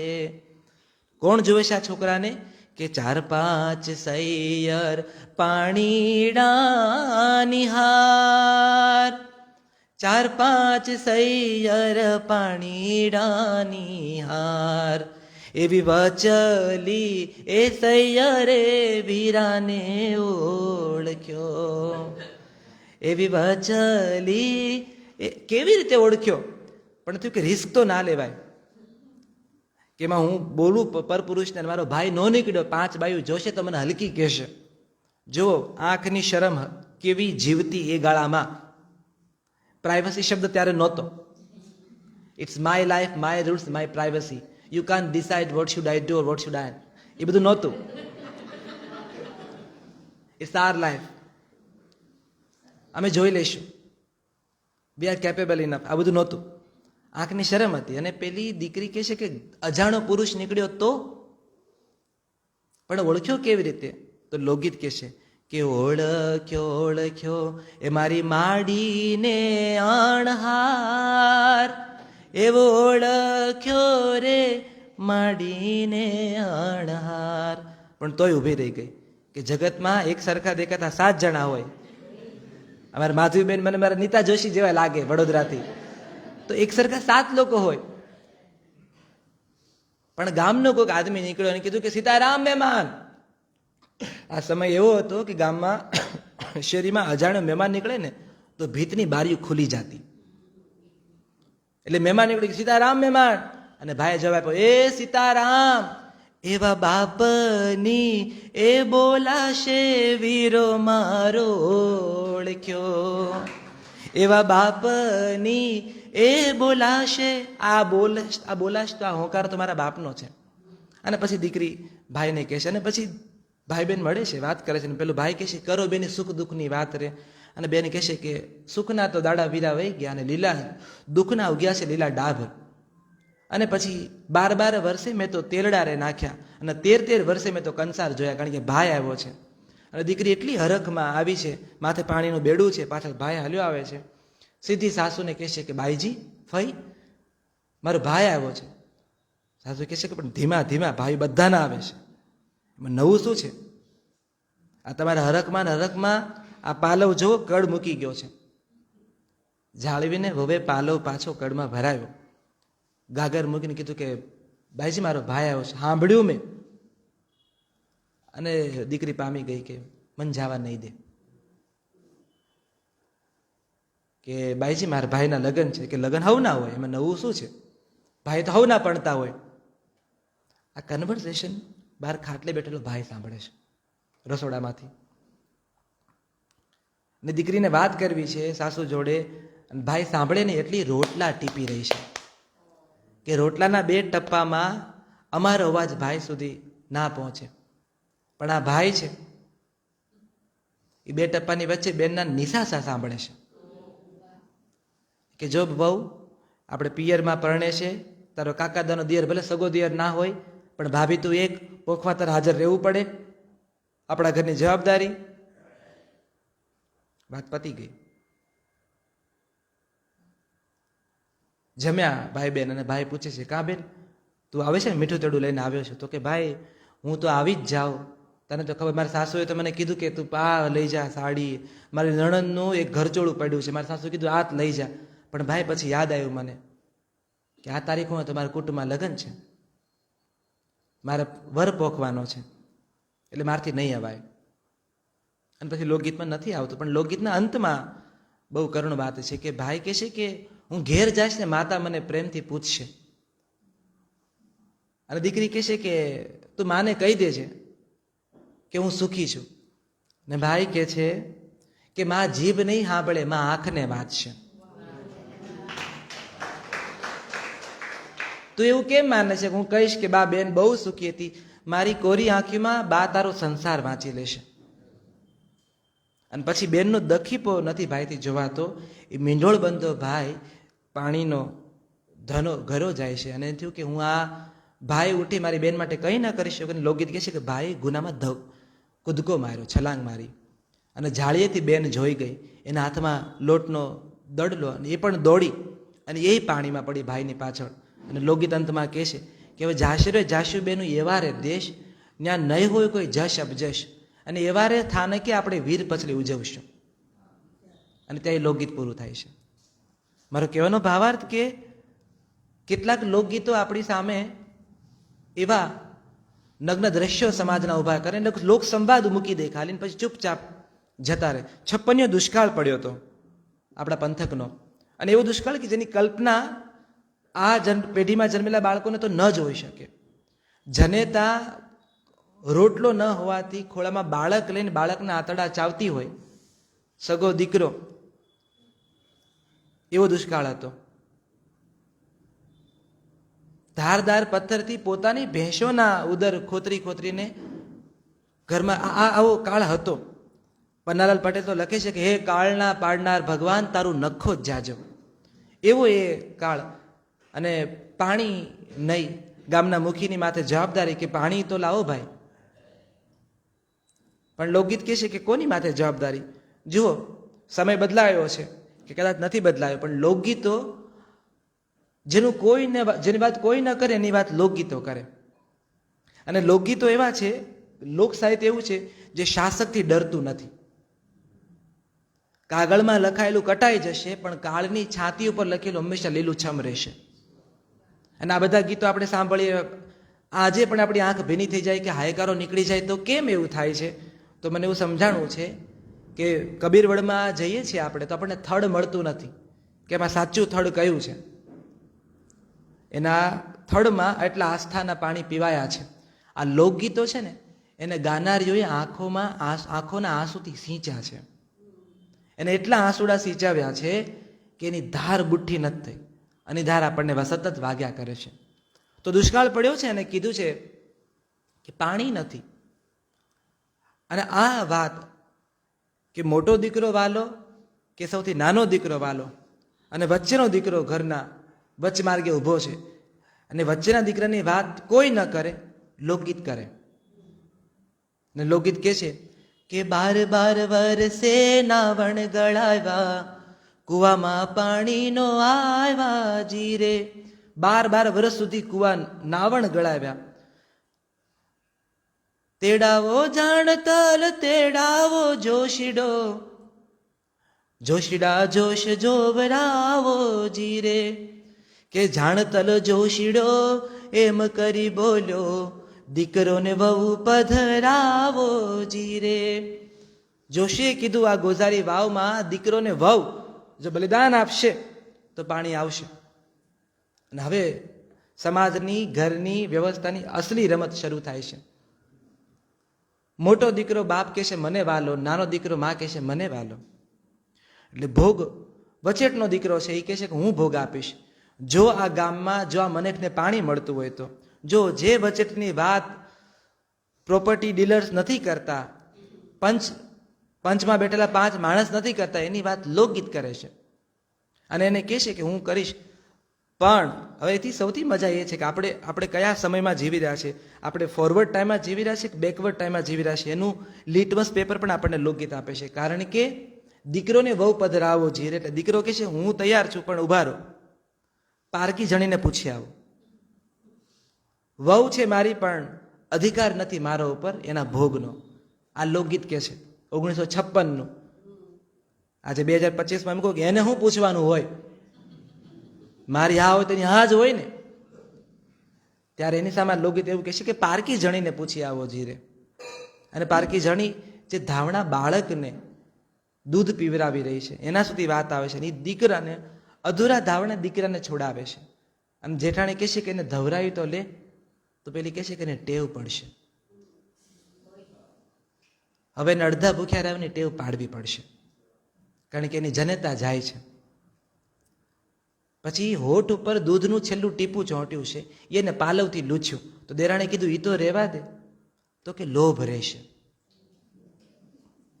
હવે એને સૂકા હોઠે જીવતા શીખવું પડશે, આ લોકગીત કહે છે. અને પછી મોડિયો પહેર્યો છે અને ઓઢણી ઓઢી છે અને પેલા એ મીઠોળ બાંધ્યા છે. અને ગોઝારી વાવમાં આખું ગામ ભેગું થયું છે કે કોણ પીશે આ પાણીડા, કે પીશે રે પશુડા ને પીશે રે પંખીડા ને પીશે ઘરની સઘળી નાર. ને પેલે પગથિયે પગ મૂકતા ધણ નણ ધણ પાણીના વછૂટ્યા જીરે. બીજે પગથિયે પગ મૂકતા બુડ બુડ પાણીઓ ડૂબી રે. ત્રીજે પગથિયે પગ મૂકતા ગોઠણ સમાણા નીર આવ્યા જીરે. ચોથે પગથિયે પગ મૂકતા કેડ સમાણા નીર છલકાયા જીરે. અને સાતમે પગથિયે જ્યાં પગ મૂકે છે તો લોકગીત કહેશે કે સાતમે પગથિયે પગ મૂક્યા મોડિયો ને મીંઢોળ તણાયા જીરે. તમે જો લોકગીત ડૂબી ગયું નથી કહેતા, મોડિયો ને મીંઢોળ તણાયા જીરે. તો આ જેની વાત કોઈ નથી કરતું એની વાત લોકગીત કરે છે. લોકગીત એ વાત પણ કરે છે કે જ્યાં આપણને હવે ટેબુ લાગે. મરકીનો રોગ ફાટી નીકળેલો, અને એ મરકીનો રોગ તો આપણા દાદાઓ હયાત હોય તો એ કહી શકે મરકીનો રોગ કેવો હતો, એ પીડા કેવી હતી. દર અમુક 100 વર્ષે મહામારી, જેમ કોરોનાની મહામારી આવી એનાય લોકગીતો આવશે. જેમ વોટ્સઅપમાં આપણે કહીએ ને તારું ગમતું માખણ લેવા હું તો અમૂલ ડેરી ગઈ, તો શું ખબર 100 વર્ષ પછી કોઈક બીજો રામ મોરી આના પર કહેતો છે કવિ શું કહેવા માંગે છે, અમૂલ ડેરીનો શું પ્રભાવ રહ્યો હશે. કે કાનુડાએ કીધું કે ખાવ તો માખણ અમૂલ ડેરીનું ખાવ. આ તો લોક છે. એ મરકીના રોગમાં એક ડોશી ઘરમાં મૃત્યુ નથી પામી રહી, એનો જીવ લટક્યો છે અને અપરમાં છે. એટલે પેલા ઘરની દીકરી આ જનતાને કહેશે કે બા તું તારા આત્માને મુક્ત કર, અને ના પાડે છે. તો કે કાં, કે આ જે ભાકોડિયા ભરે ને તારો ભાઈ એમાં મારો જીવ છે, મારા દીકરામાં મારો જીવ છે. અપરમાને તડપતી જોવે છે. પેલો અપરમાનો જે દીકરો છે સાવકો ભાઈ એ રમી રહ્યો છે ઓસરીમાં, અને આ 14 વર્ષની દીકરી કહેશે કે માં હું હાચવીશ ને, એ મારો જ ભાઈ છે ને. પેલી ડોશી ના પાડે છે. એ કહે છે બાપ એક છે કુખ તો નોખી છે. તો કે મારો ભાઈ છે. તો કે તને કળજગ ડખશે, તારે જોબનમાં પાંખું આવશે અને વાત બદલાઈ જશે કે મને ભરોસો નથી. તો દીકરી કહેશે કે તારો જીવ જાય એના માટે હું શું કરું, કે તું જો ખરેખર ઈચ્છતી હોય કે મારો જીવ જાય ને મને નિરાતે સ્વર્ગ મળે તો પાણીયારથી પાણી લે અને વચન દે મને કે તું તારા ભાકોડિયા ભરતા સાવકાભાઈનું ઘર માંડીશ, એટલે તું એની સાથે લગ્ન કરીશ. દીકરી હબક ખાઈ ગઈ કે એ તો કેવી રીતે થાય બા, મારો ભાઈ નથી તારો, કૂખ નોખી છે તમારી. અને દીકરી મૂંઝાણી થોડી વાર ઉભી રહીને જોયું કે આનો જીવ તગતગે છે ડોશીનો, અને માત્ર આમાં જીવ રહ્યો છે. અને એ કાળે એ જે 14 વર્ષની દીકરીને જે સૂઝ્યું એને પાણી લીધું ને કીધું કે હે બા જો તારો જીવ જાતો હોય ને એ રીતે તો હું તને વચન આપું છું કે હું મારા ભાઈનું ઘર માંડીશ, હું આને હાચવીશ. એને પાણી મૂક્યું અને એ સાથે પેલી સ્ત્રીનું પ્રાણ પંખેરે ઉડી ગયું. વખત બદલાયો, વરસાદ આવ્યો, રોગ મટ્યો, ફરી ધાન પાક્યા, ફરી ધાન વઢાયા, ફરી ખળા થયા, ફરી બીજ વવાયા. અને પેલી 14 વર્ષની દીકરી હવે 16, 17, 18 વર્ષની રૂપનવંતી. અને પેલો જે બોલતા નહોતો શીખ્યો ભાઈ એ હવે કાંખમાં રમતો થયો છે. અને કાંખમાં રમતા વરને ધણીને લઈ પાણીના બેડલા લઈ દીકરી ગામના ચોકમાંથી નીકળે છે. અને ગામના જે છોકરાઓ જુવાનડાઓ જોવે છે કે આવું રૂપ, આ જોબન, પણ કોના માટે? જેના કેડમાં વર ખોસ્યો, આ કાલ સવારે મોટો થશે, તારી ઉંમર આથમ છે અને તારી હામું નહીં જોવે. એટલે કહું છું તું તું આ સમયનો ઉપયોગ કર ને આ પાણી તે ભર્યા છે બેડા અમારા પાણીયારે ખાલી કર. એવું કહેવાતું કે ગાગર જેના પાણીયારે ઉતારો એ તમારી વહુ. ગુજરાતી ફિલ્મ હતી મારી હેલ ઉતારો માણા રાજ. તો ગાગર ઉતારો એટલે તું મારી ઘરવાળી, તારી ગાગર હું ઉતારું.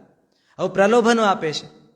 હવે આ ગીત તમે ખૂબ ગાયું છે, આ ગીત તમે ખૂબ મમળાયું છે, પણ તમને ખબર જ નથી કે આ ગીત શેનું છે.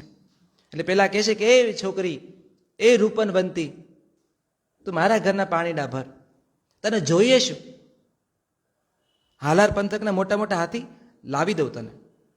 પેલી કહે છે કે તમારે લાવવાની જરૂર નથી, એ મને બધું કરી આપશે, એ મારી કેડમાં રમે છે.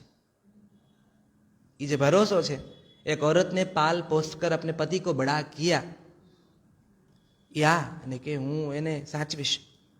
અને આપણું લોક સાહિત્ય એને કહે છે કે નટવર નાનો રે કાનો રમે છે મારી કેડમાં, એ ફૂલ કુંવર નાનો રે ગેડી દડો કાનાના હાથમાં, કહું તો ગોરી રે હાલારી હાલારી હાથીડા મંગાવી દઉં, હાથીડાનો ઓ હાથીડાનો ખેલનાર રે કાનો રમે છે મારી કેડમાં. તું જે પ્રલોભન આપ એ બધા પ્રલોભન પૂરા કરનાર મારા કેડમાં રમે છે. હવે અહીંયા લોકગીત કેટલું ઉદાર છે તમે જુઓ. આમ નાકના ફોયણા ચડી જાય કે આ તો કઈ રીત છે, સમાજને આબરૂ સંસ્કૃતિને ધોઈ પીધી છે ને કંઈ પણ બોલે છે. પણ લોકગીત એટલું ઉદાર રહ્યું છે કે દીકરીનો ભાવ ખોટો નથી, કાંખમાં વર છે. એટલે લોકગીતે જતું રહ્યું સીધું દ્વાપર યુગમાં ગોકુળ ગામમાં, જ્યાં 16, 17, 18, 19 વર્ષની ગોપીઓ કૃષ્ણને વર માનતી અને ઘોડિયામાં રમતો કૃષ્ણ એને વર જ લાગતો. ક્યાં અમારો આ કાનડો માગ્યો દેને જશોદા મૈયા શું કામ માગે છે? કે છે મારા એવરત જેવરત ને મારા વડસાવિત્રી ફળશે એટલે આપી દે જશોદા મૈયા, એટલે માગી રહેશે. એટલે લોકગીતે એ ભાવને પવિત્રતાની કઈ ચરમસીમા આપી. એને ગોકુળ નટવર નાનો કાનો રમે છે મારી કેડમાં, અને હું એની ગોપી છું. કથા તો એવું પણ કહે છે કે રાધા કૃષ્ણ કરતા 7 વર્ષ મોટા હતા. તો આ ભાવ, આ વાતની પવિત્રતા લોકગીત, સમાજ મૂકે ન મૂકે, લોકગીત એની પડી નથી. લોકગીત એની પવિત્રતા કૃષ્ણને ગોપી બનાવીને મૂકી દીધી. ને પછી લોકગીતો જ્યારે વાત કરે કજોડા લગ્નની, કજોડા લગ્નની પોતાની પીડા હતી.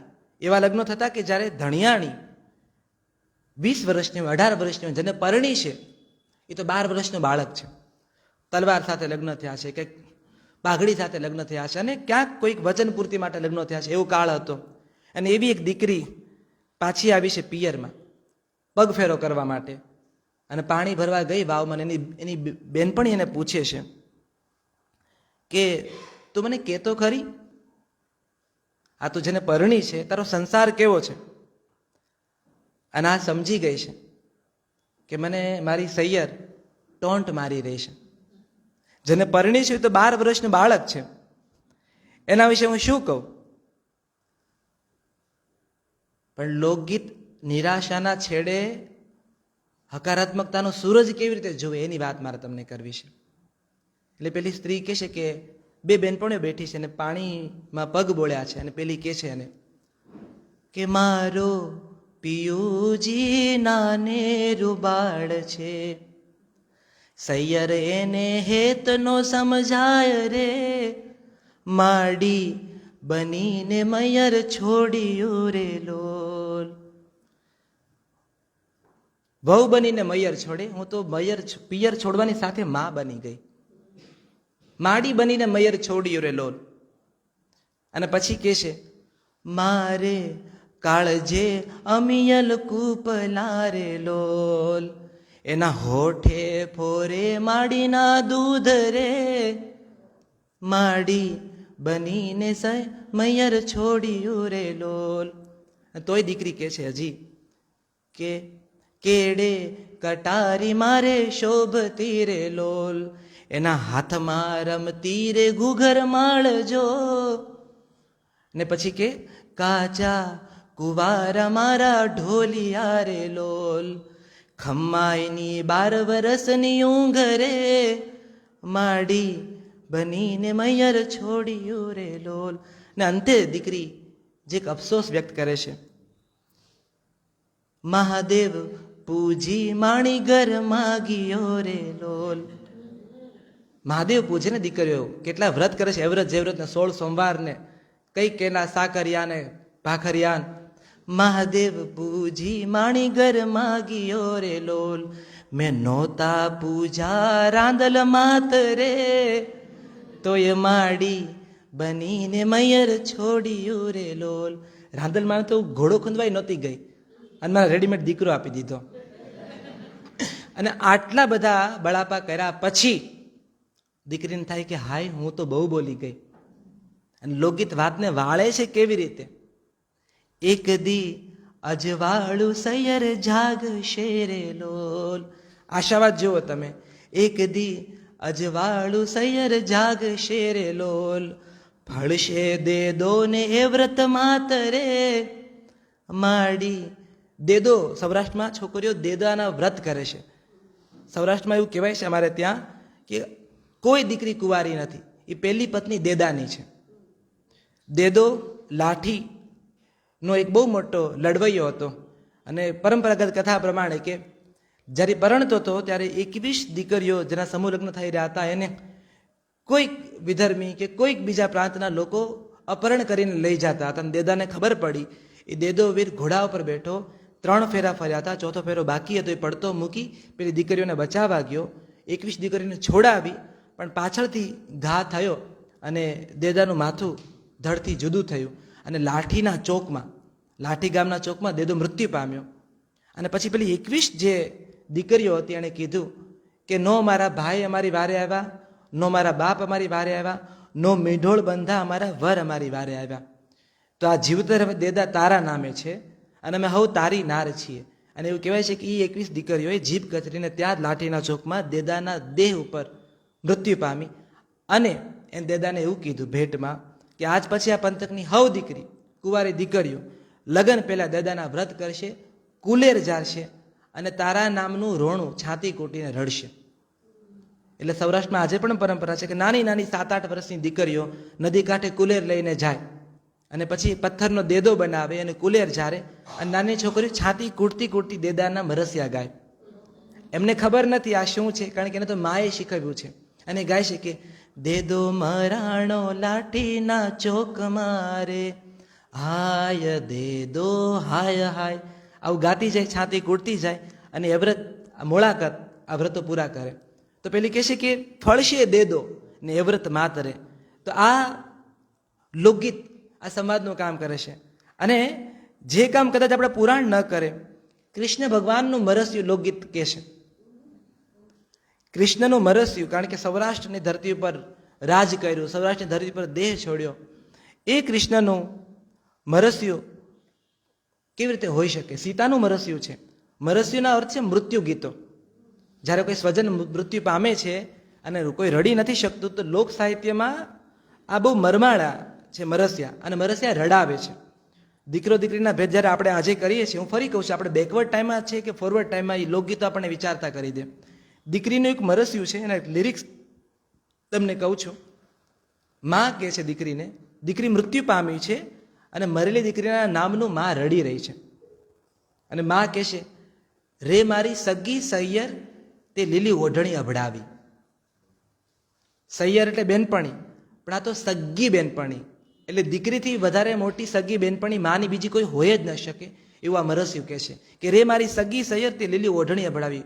લીલી ઓઢણી એટલા માટે કે જ્યારે જમાય પરણવા આવે ત્યારે લીલી ચૂંદડી માથે નાખી સાસુ ઓખણ પોખણ કરે.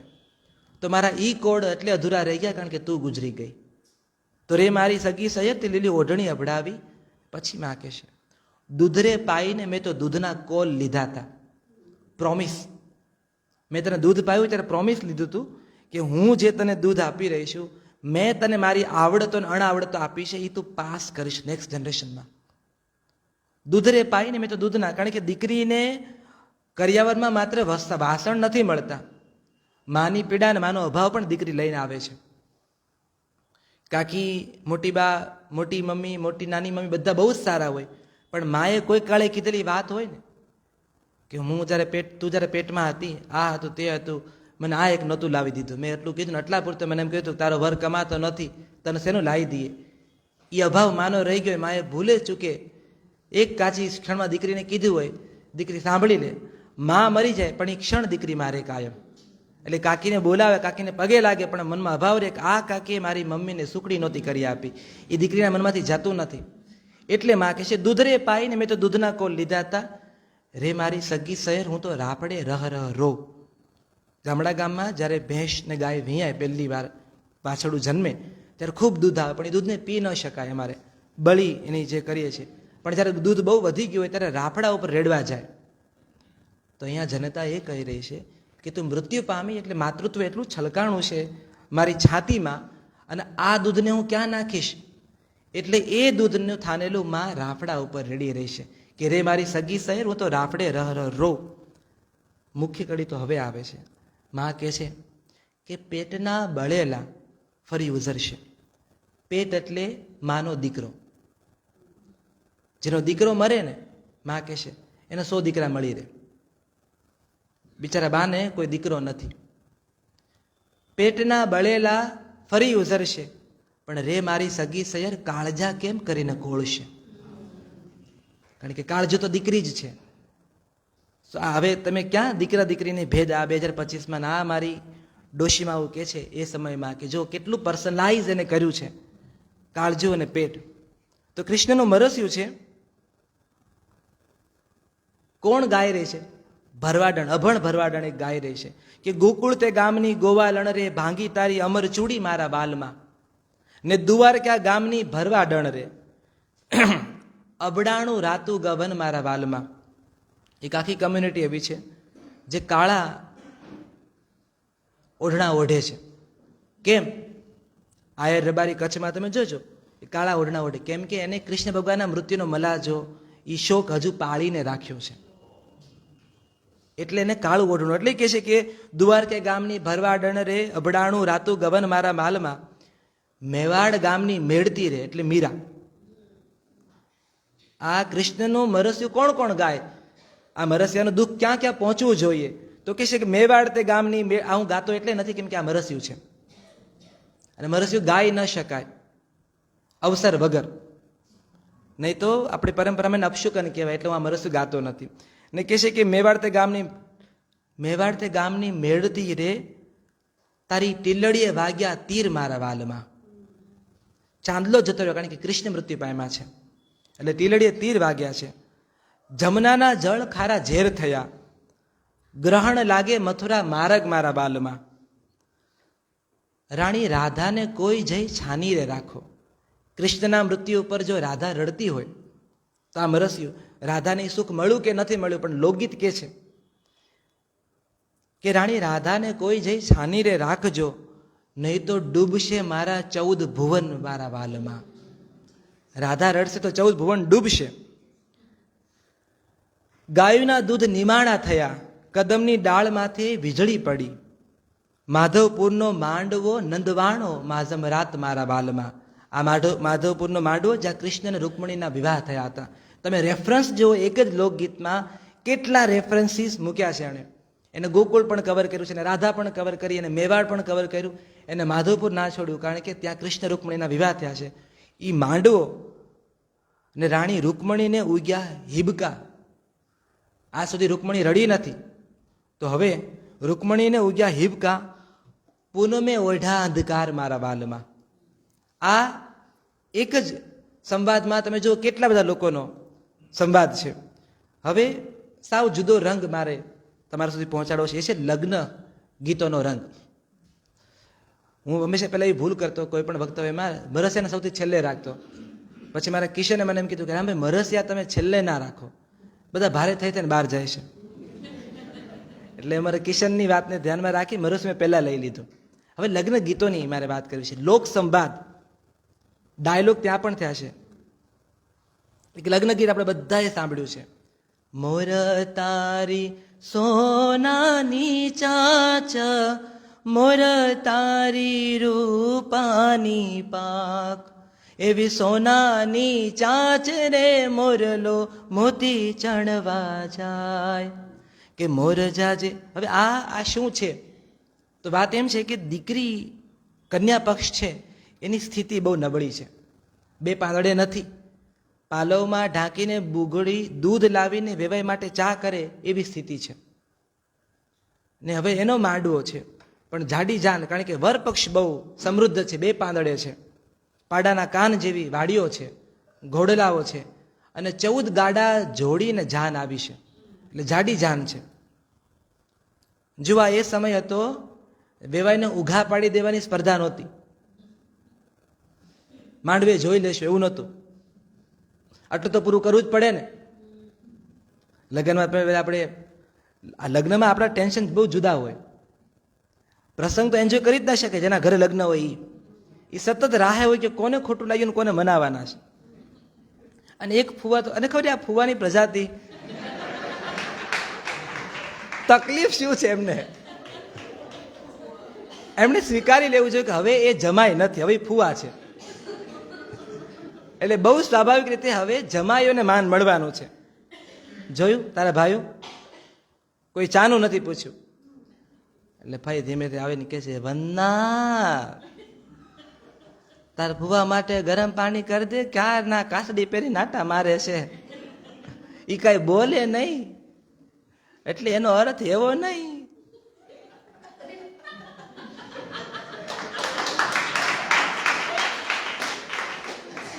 મારી બાજુ તાર ફુવાનું માન કેટલું તને ખબર છે? તાર ફુવા પાણી માંગે ને દૂધ આપી દે. એટલે વંદાઓ દોડતી થઈ જાય બધી. ફુવાને પેલા ફુવાની કાસડી હાંસવો, ફુવાને પાણી ભેગા કરો. પછી ફુવાને, અને ઘરમાં બધું જ ખાતા હોય, પણ લગ્નમાં ફુવાને એલર્જીઓ હોય. પાછું પનીર રાખ્યું. આ કઈ શાક રબરના શાક ખવાતા હશે, ઇરેઝરના શાક હોય, શાક રબરના શાક છે. કે ફુવા તમારે આટલો ભીંડો રાખ્યો, ભીંડો ખવડાવી દેહો, તમે પહોંચી જ ના વળો, તમારા તેવડ જ નથી. તમે આ ખૂણે પકડશો ને આ ખૂણે નીકળશે સીધા. અને ઉભા હોય એકદમ. ગોળ ખવાતો હોય ને ત્યારે હું જોઉં છું, મને આગળ આવે ગોળ ખાવા. એક તો અવડા ગોળમાં છે શું? ગોળની અવડી કાંકરીને જે આપણે સ્વાભિમાનનો જે મુદ્દો બનાવી છે લગ્નમાં. અને બીજું સૌથી મોટું ટેન્શન શું છે? લગ્ન પત્યા પછી આલ્બમ, સૌથી મોટું ટેન્શન ફોટા સિલેક્શન કરવામાં. કે જોઈ લેજો આપણા કેટલા ફોટા છે એના આલ્બમમાં. અને ઓલી ગણતી હોય આમ વેઢા કે બા આખા મોટા જાડા આલ્બમ આપણા 3 જ છે. હા તે કઈ વાંધો નહીં, આપણે પણવાના જ છે ને, આપણે ગણીને 3 જ પાડશું. એટલે ચાંદલા તો લખાતા હોય ડાયરીમાં, આપણો ફોટા લખાય કે કેટલા ફોટા પડ્યા હતા. આ પણ લોક સંવાદ જ છે કે કેવી રીતે. એમે બીજું સૌથી અઘરું હોય છે સાડીઓ પાથરી દેવી. 6-6, 7-7 ફૈબાઓ હોય, 8-8, 3-3 દેરાણીઓ હોય, દેરાણીઓના પિયર હોય. અને ઘરના પુરુષો બહુ અદભુત મજા લે આ પ્રસંગની. એ તમે બાયોનો ડિપાર્ટમેન્ટ તમે સંભાળી લો. પછી ધોકો એ કરે તો એ જોતા તો હોય જ તેઓ. મોટા ભાઈ કઈ બોલ્યા, નાની ભાઈ કઈ કીધું, કલર સારો છે પણ કેટલાની હતી? તો કે ભાઈ 550ની જ છે. સેલમાં જ લીધી? નાના ભાઈ સ્પેશિયલ સેલમાં જ તમારી નથી લીધી, પણ પેલી વખતોની હાડી વધારે સારી, ભાઈ 400ની જ છે. એવું છે? લે વખત હાડી 500 તારી 400 મને દઈ દે. તો એ તો લગ્ન ગીતો કે છે કે વર પક્ષ બહુ રૂપિયાવાળો તવંગર છે, અને વરના બાપે જોયું છે કે વેવાઈ પક્ષની લાજ રાખવાની છે. સમયગાંડ એવો છે કે સુખડી ને ઢેબરા ને ચૂરમું સાથે લઈને જતા, ગરવા બાંધીને. અને કાચો સામાન લઈ જાય. 2-3 ગાડા તો ખાલી બળદ માટે 4 ભરી હોય, કારણ કે આટલા બળદને ખાવા દેવાનું. અને પછી વરનો બાપ દરેક ગાડું હાંકવાળાને કહી દે, 10 પૈસો આપે કેડિયામાં છાનો માનો, ને કહેશે ધીમા હાંકજો બળદ. સમજજો તમે, બળદ ધીમા હાંકજો, આપણે કાંઈ પહોંચી જવાની ઉતાવળ નથી. તો કે પણ કેટલા ધીમા હાંકવી? આ બધાને ભૂખ લાગી જાય ને ત્યાં સુધી ધીમા હાંકો. એ 3 વાર બળદ ઉભા રાખાવે, 3 વાર આગ્રહ કરીને જમાડે, ને એટલા જમાડે, ગળી પૂર્યું ખવડાવી દેશે, બધી સુવાળી ખવડાવી દેશે, ચૂરમા ખવડાવી દેશે, પેટ ભરી દેશે. બળદને એટલું ખવડાવશે, વેવાઈના માંડવે પહોંચે ને ત્યાંથી બધા. એટલે કે છે સોનાની ચાંચ કોઈ ખુલવાની નથી, અને એ મોર કોઈ ખાવાનો નથી. એટલે મોર તારે સોનાની ચાંચ, મોર તારે રૂપાની પાક. આ સમૃદ્ધિ છે વરપક્ષની. અને સોનાની ચાંચે મોરલો મોતી.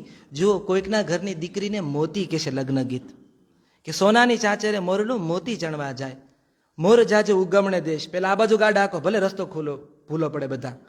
મોર જાજે આથમણે દેશ, ને વળતા જાજે વેવાયના. સાચા સ્થળમાં વળતા પહોંચે બધાના પેટ ભરાઈ જાય. આ એનો ભાવાર્થ છે. તમે જુઓ કેવી બાંધી મુઠ્ઠી સાથે એક આખો પ્રસંગ સાચવી લેવાની ગરિમા છે આમાં. ને સીમડીએ કાંઈ સમર ઢોળાય, સમરનો હોશીલો વીરો મારો આવ્યો માણા રાજ, માંડવે કાંઈ અત્તર ઢોળાય. એ બધી વાત પણ એની પહેલા સાચવી લેવાની આખી વૃત્તિ છે. કારણ કે લગ્ન ગીતો એવું કહે છે કે અહીંયા એક સાર છે, એમાં પણ સંવાદ છે. આખી જિંદગી દીકરીને કશું નથી શીખવાડી શક્યા, તો છેલ્લે છેલ્લે ગીતોના આધારે કંઈક છેલ્લી ટિપ્સ આપણે આપી દઈએ. એ લગ્ન ગીતોનો છેલ્લો ભાવાર્થ છે, એને કહી દેવું છે. અને પછી એની રંગો તમે જુઓ કે વન રાતે વનમાં એ મીંઢોળ જા, મીંઢોળ પરણે ને ઝાડવા બાળ કુવારા. ઝાડવા ત્યાં જ ઊભા છે, વૃક્ષો ત્યાં જ ઊભા છે, ઘર ત્યાં જ ઊભું છે, પેઢીઓ ત્યાં જ, ગોત્ર ત્યાં જ ઊભું છે. અને એના ડાળે પાકતા મીંઢોળ કન્યા ને વર પરણીને જતા રહે છે. મીંઢોળ પરણે ને ઝાડવા બાળ કુવારા, ઝાડવા ઊભા જ રહ્યા છે, એ નથી પરણતા. તો આ એના ભાવાર્થ છે. અને એ ભાવાર્થમાં તમે અર્થ એના શોધો કે માંડવ ડેરે કાઈ ઢાળો ને બાજોટી. હવે અહીંયા દીકરીને ટિપ્સ આપવાની છે કે ફરતી મેલો ને કંકાવટી, તેડાવો કાઈ આશા પૂરના જોશી, કે આજ મારે લખવી છે કંકોતરી. હવે જેને લગ્ન લખવાના છે એ દીકરી રડી રહી છે કે માતા જીકુબા પ્રેમથી પૂછે કે માગો દીકરી તમને શું જોવે. રે હું તો માગું મમતા પાલવડો, કે ભવ ભવ મળજો તમ જેવી માવલડી. આ માગ્યો દીકરીએ. એને એવું ન કીધું મનીષ મલ્હોત્રાનો લહેંગો જ જોઈએ મને. પપ્પા પ્રી વેડિંગ શૂટ તો હોવે જ જોઈએ. પ્રી વેડિંગ શૂટ નહીં થતું મારી બેનપણી મારી આબરૂ શું રહેશે. પપ્પા 3 મીઠાઈ તો હોવી જ જોઈએ. એને કીધું કે હું તો માગું મમતાનો પાલવડો, કે ભવ ભવ મળજો તમે જેવી માવલડી. એટલે દીકરી જ્યારે પેલી કહે છે કે દૂર જવાની વાત છે. અને તમે જો આ દેવાની વૃત્તિ સાથે લોકગીત કેવો સંવાદ કરે છે. અહીંયા તમે ઓબ્ઝર્વેશન કર્યું છે ને આપણા લગ્ન ગીતોને, મટીરિયાલિસ્ટિક નથી આપણા લોકગીતો. અચ્છા, મટીરિયાલિસ્ટિક લોકગીતો આવ્યા હોય, લગ્ન ગીતો પાછળથી એકદમ યા ગમતું માખણ સાથે એ પણ આવ્યા છે. પણ જ્યારે ઓરિજિનલ કરિયાવર શું છે દીકરીનો, તો લોકગીત એને કહેશે કે આવી રૂડી આંબલિયાની ડાળ, હિચકો રે બાંધ્યો હીરનો રે એ માણારાજ. દીકરી જઈ રહી છે. હે દાદા તમારે દેવું હોય તે દે, હે જોરે દાદા તમારે દેવું હોય તે દેજો, છેટાને ગામ મારે જાવું રે. દાદા શું દેશે? હે દાદાએ દીધા કાળજડાના દાન. દીકરી દાદાનું કાળજું છે કે દાદાએ દીધા કાળજડાના દાન, લાડકીને હે તે વળાવી યારે. આ મટીરિયલિસ્ટિક નહોતી વાત આખી. અને પછી મટીરિયલ ઇન્વોલ્વ થાય જ્યારે લોકગીતમાં, એ પણ સંવાદ છે.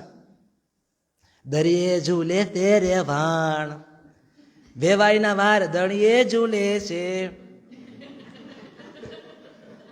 અને ગાનારી જે દાસ સાથે ગાતી હોય ને તમે જોઈ લો આમ, અને ચા પાવ કોઈક, અથવા મોઢામાં પતાસું મૂકી દો ખાલી, એ હોઠને આમ ડાબે દરિયે ઝૂલે તેરે વાણ.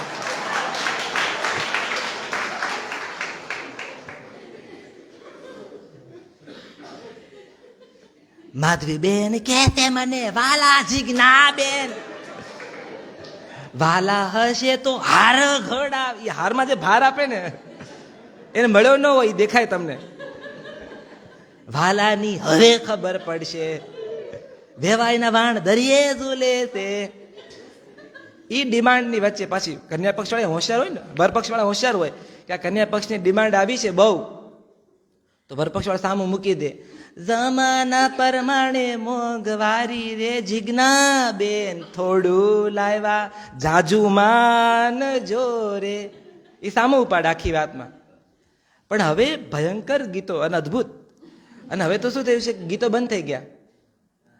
હવે પેલી માયક આવી ગયા અને બધા બેઠા. એટલે માળીઓ જે ગાય ને, જેને ગાવાનો હરખ હોય ને, જેને ખૂબ ગાયા હોય લગ્ન ગીતો, જમાનો બદલાઈ ગયો. હવે આપણને કોઈ પૂછે નહીં. પછી ઓલી ગાતી હોય ને, ખોટા શબ્દ ગાય છે હો એમ, શાપલી તેમાં હે લાલા કેટલા ગુડવાના છે? બા 25,000. હોય હો. આખું ગામ પવણાવ્યું તારી માએ ગાતા ગાતા. અમાર વારો હોય ત્યારે અમાર છે અફસોસ. આપણે ત્યાં હવે આ નવા અફસોસ જાગ્યા છે. આ પણ લોક સંવાદ છે ને. લોક સંવાદની પરિભાષા ક્યાં તમને ચરમસીમા કહું? કોરોના. કોરોના આવ્યો, ગામના સૌરાષ્ટ્રના તો આખા ગામડાઓ અમારા સુરતમાં ઠલવાઈ ગયા, ખાલી થાય. આમ ભરોટા મોઢે માણસ જાય. ક્યાં જાય? સુરત. અને વ્યવિશાળ માટે શરતો લોક સંવાદની હું તમને વાત કરું. આ પણ એક લોક સંવાદ છે કે સગાઈ માટેની શરતો કઈ? ગામમાં ઘરનું ઘર હોવું જોવે ને, સુરતમાં એક મકાન હોવું જોવે. બીજું નણંદ કટલી શાર, તો જ મારી દીકરી નો જ દઉં. બસારી મારી સોડી શાર નણંદ હાસીને અડધી થઈ જાય. અને આ બોલનારી કોક પાછી 5 ઘરની નણંદ હોય. અને દર રક્ષાબંધને ભાભી પૈસા ન દેતા, રાખડી તો હજથી બાંધું છું. મેં રમેશભાઈ ના પડી તોય મને 1500 રૂપિયા દીધા. તમે ન દેતા ભાભી, આગલા ઘરનું ગણાઈ દે. તો એ ના પાડે. કે પછી નવો ટર્મ આવ્યો હતો એક, તમને કદાચ ખ્યાલ હોય તો, કચરા પેટી. છોકરો જોવા જાય છોકરીને ત્યારે પૂછે તમારા ઘરમાં ડસ્ટબિન કેટલી? એ ડસ્ટબિન એટલે વૃદ્ધો. એક આ નવો ટર્મ હતો આખો. પછી હવે આઈફોન આવ્યા. મારે હિનાન તો આઈફોન જ જોવે. એપલ ને સેમસંગ તો નોય જ. સેમસંગની કાંઈ વેલ્યુ છે? ઓપ્પો ને વિવો. આઈફોન હોય તો કાંઈક વેલ્યુ રે. આ કલ્ચર આવ્યું છે. આપણે એક લોક સંવાદ છે.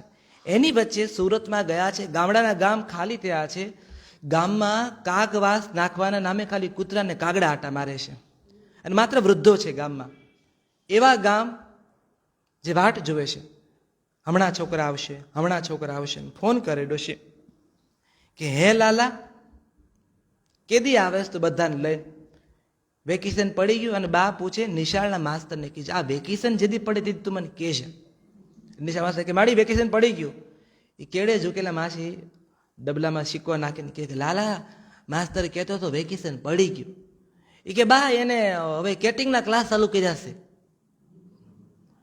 બા ને હું કેટિંગ ને હું હારું. માસ્તર તું આગલું વેકેશન આવે ને તેથી કે છે એ છોકરાએ કંઈક ક્લાસ ચાલુ કર્યા છે. આગલું વેકેશન આવે ફરી માં ફોન કરે હે લાલા બા હવે એ લોકોના સ્વિમિંગના ક્લાસ ચાલુ થયા છે, સ્પોકન ઇંગ્લિશના ક્લાસ ચાલુ થયા છે. અને આ બધા ક્લાસમાં ડોશી વાટ જોવે છે. તમે જુઓ વાટ જોવે ની માં છે.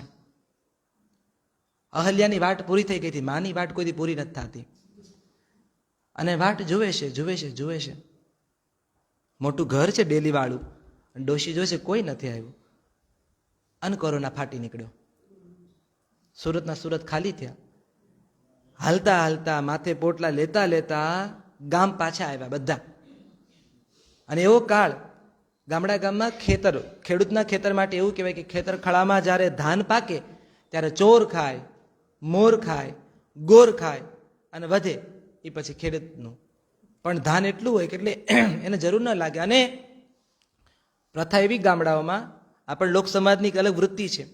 માંગણ નથી, જે વહવાયા છે એ માંગણ નથી, પણ એનો અધિકાર છે તમારા ખળામાં ધાન લેવા આવવું. એટલે અધિકારપૂર્વક આવે છે. આમ માંગણને જેમ નહીં કે લો રવા શેઠ ભરી દો થેલી, એટલે તમારા ઘઉં બાજરો ચોખા જે પાક્યા હોય તમારે અધિકારપૂર્વક પાલી ભરી ભરી ગામના દરજીને, કુંભારને, સુથારને, લુહારને, મોચીને તમારે આપવા જ પડે. અને એ લોકો એટલે લે કેમ કે એનો હક છે, કેમ કે તમારા બાપ દાદાની પેઢીને માટલા ગાડા એને ઘડ્યા છે. આ એક સાયલેન્ટ કોન્ટ્રાક્ટ છે, એક ઇનવિઝિબલ કોન્ટ્રાક્ટ છે જેને ઈસ્ટ ઇન્ડિયા કંપની નડી નથી શકી કે ભાજપ કોંગ્રેસે નડી નથી, એ ચાલે જ છે.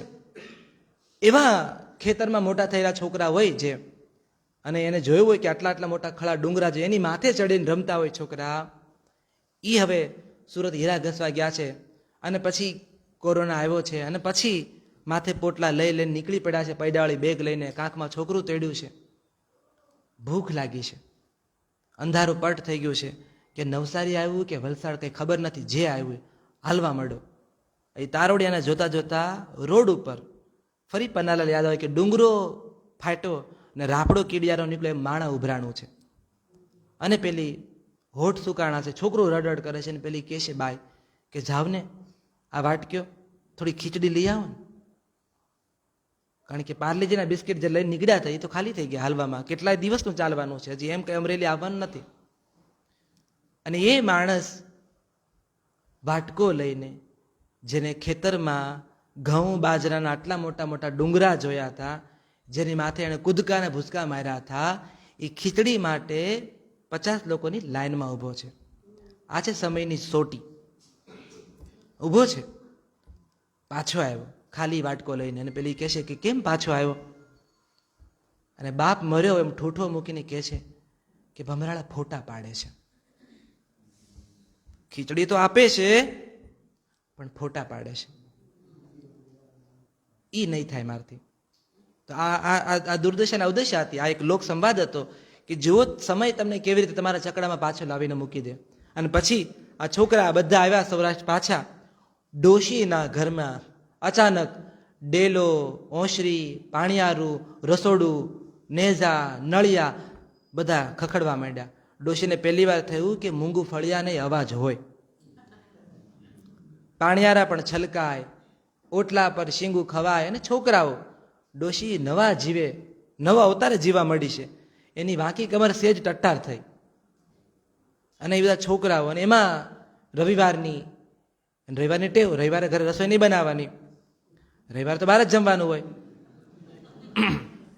આ પણ લોક સંવાદ છે કે રવિવારે આપણે વણ લખ્યો ઇનવિઝિબલ એક કોન્ટ્રાક્ટ છે. શાકભાજી લેવા જાય ને 10 રૂપિયા વધે તો પાણીપુરી ખાવાની, ઇનવિઝિબલ કોન્ટ્રાક્ટ છે, એ હક છે. હમણાં નીચે જઈને આવ્યો, જમ્યા પછી નીચે સોડા પીવા જવી, ઇનવિઝિબલ કોન્ટ્રાક્ટ છે. તો છોકરાઓ બધા પીઝા ખાવાશે, પીઝા ખાવાશે. ડોશી સાંભળે અને ઓલા મગ મગાડા માસે પડા માવો ખાતો જાય, છોકરાને મારતો જાય. ડોશી કીધું હું છે હું કે બા પીઝા ખાવા ઈ હુઈ શું હોય? એટલે મેં એક ટાબરે કીધું કે દાદી દાદી તમને હું દેખાડું શું હોય. એને યુટ્યુબમાં કરીને પીઝો દેખાડ્યો. ડોશી આમ જોયો ફાટી આંખે, આ તો હું બનાવું. છોકરા બધા છક થઈ ગયા. દાદી તમને પીઝો આવડે? હા મને પીઝો આવડે ને. ડોશી ગઈ રહોડામાં, વાહે છોકરા બધા ઓલા ગાઉન પહેરી અને પ્લાસ્ટિક ખુરશીમાં પગમાં પગ ચડાવીને વોટ્સઅપમાં બસ જોને સ્ટેટસ ચડાવું છે. બહુ નથી કે અચાનક અવાજ ઘરમાં શાંત કેમ થઈ ગયો? બાળકો શાંત થાય તોય તકલીફ પાછી આપણને થાય કે આ શાંતિ કઈક નવું પરાક્રમ કરે. એટલે શોધો આ બધા ગયા ક્યાં? વાંદરા ને ભૂંદરા ને ગરોળી જેવા બધા ક્યાં ગયા? એટલે એ ગાઉન બધા હેઠા ઉતર્યા ખુરશીમાંથી, સ્ટેટસ અડધા જ ચડ્યા હતા. જો મા બાપ ને સમજ્યો, કિસને નહીં સમજા, બધા સ્ટેટસ રહી ગયા અધૂરા. હા, ઓ માँ तूने क्यों विदा कर दी मुझे, આ બધા સ્ટેટસ રહી ગયા એકદમ બાજુ. બેટી કા સસુરાલ કભી નહીં હોતા, માયકા ही होता, બધા રહી ગયા સ્ટેટસ. પહોંચી છોકરાને ગોતવા માટે, અંદર રસોડામાં જોવે છે તો કથરોટમાં ડોશી રોટલાનો લોટ બાંધી રહી છે. અને પેલા છોકરા જોઈ રહ્યા છે અને પેલા કહે છે બા શું કરો છો તમે? પછી સુરતમાં જઈને શુદ્ધ શીખ્યા બોલવા માટે. બા શું કરો છો? બાએ કીધું કે બાએ ખાલી સામું જ જોયું. છોકરાએ કીધું, દાદી અમારા માટે પીઝો બનાવી રહી છે. બા એકચ્યુઅલી અમે લોકો છે ને એ લોકોની બાજલા નથી ખવડાવતા. એમની તબિયત છે ને એની બાજલો ગરમ પડે છે. ડોશી ખાલી એક લુક જ આપી.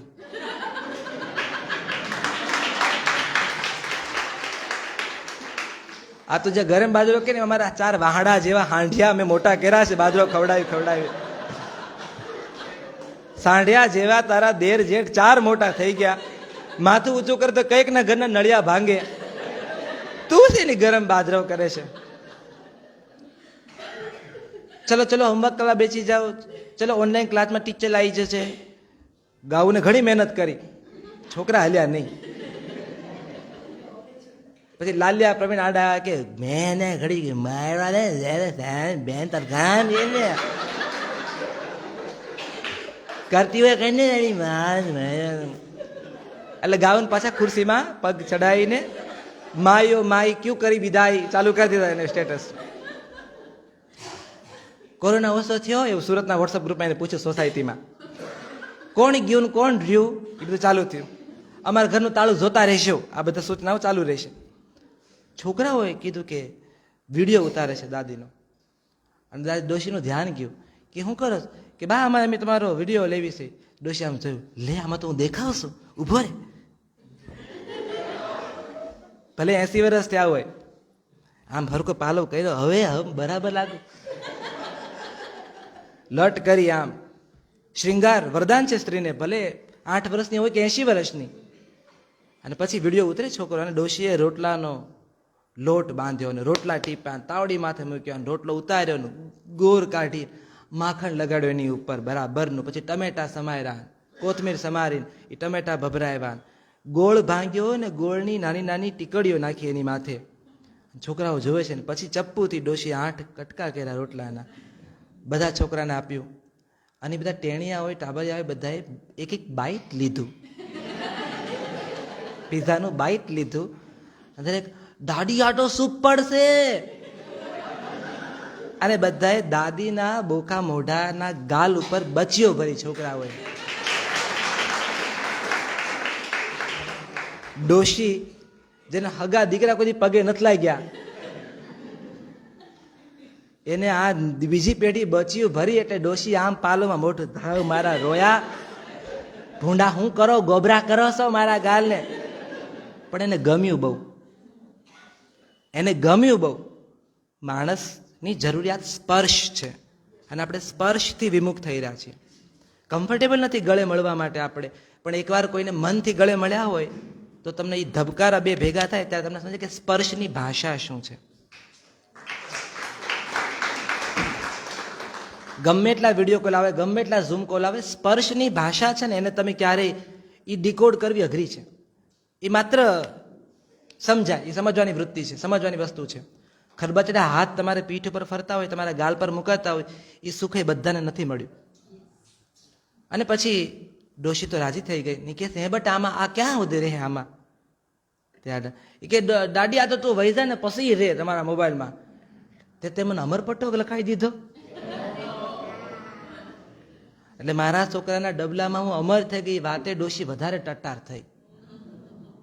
અને છોકરાઓએ તો પીઝા ખાધા. અને આ મારો દાડી પીઝો છે, દાડી પીઝો છે, મમ્મી ફોટો લઈ દે, ફોટો લઈ દે, આમ તેમ. પાછા ગાઉન છે, હા હવે પણ પાછા પરિણામ બરાબર તાળી માં રહી દો ને વાંધો તો ને. ફોટા પડી ગયા. છોકરાઓ રાજીના રેડ થઈ ગયા. છોકરાઓએ દાદીને ફરી ફરીને ગળે વળી ગયા.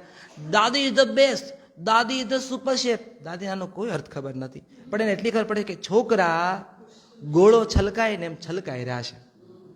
અને આમાં ભીના એકલી જ થવાનું છે. અને આ ઈ વાતો હતી, આ માસ્તરના ઈ ફોન હતા, આ કેદી ઈ વેકેશન, આનું નામ વેકેશન. એવું ડોશીને પહેલી વાર સમજાણું. અને સમી સાંજ થઈ ને પાણી આરે, પિતૃને દીવા થાય, તુલસી દીવા થાય. એ દીવો લઈ ડોશી વાંકી વાંકી ઘરના છત માથે, અગાશી માથે પહોંચી. પાળીએ દીવો મૂક્યો, અંધારામાં જોયું, માથે ઓઢ્યું, ધ્રુજતા હાથે એને અંધારાને ફંફોસ્યું. એની આંખોમાં વાવના પાણી તકતગ્યા. એને અંધારા સામે જોઈને કીધું, હે કોરોના દેવ, તમે હાજરા હજુર છો એવું માની લઉં છું.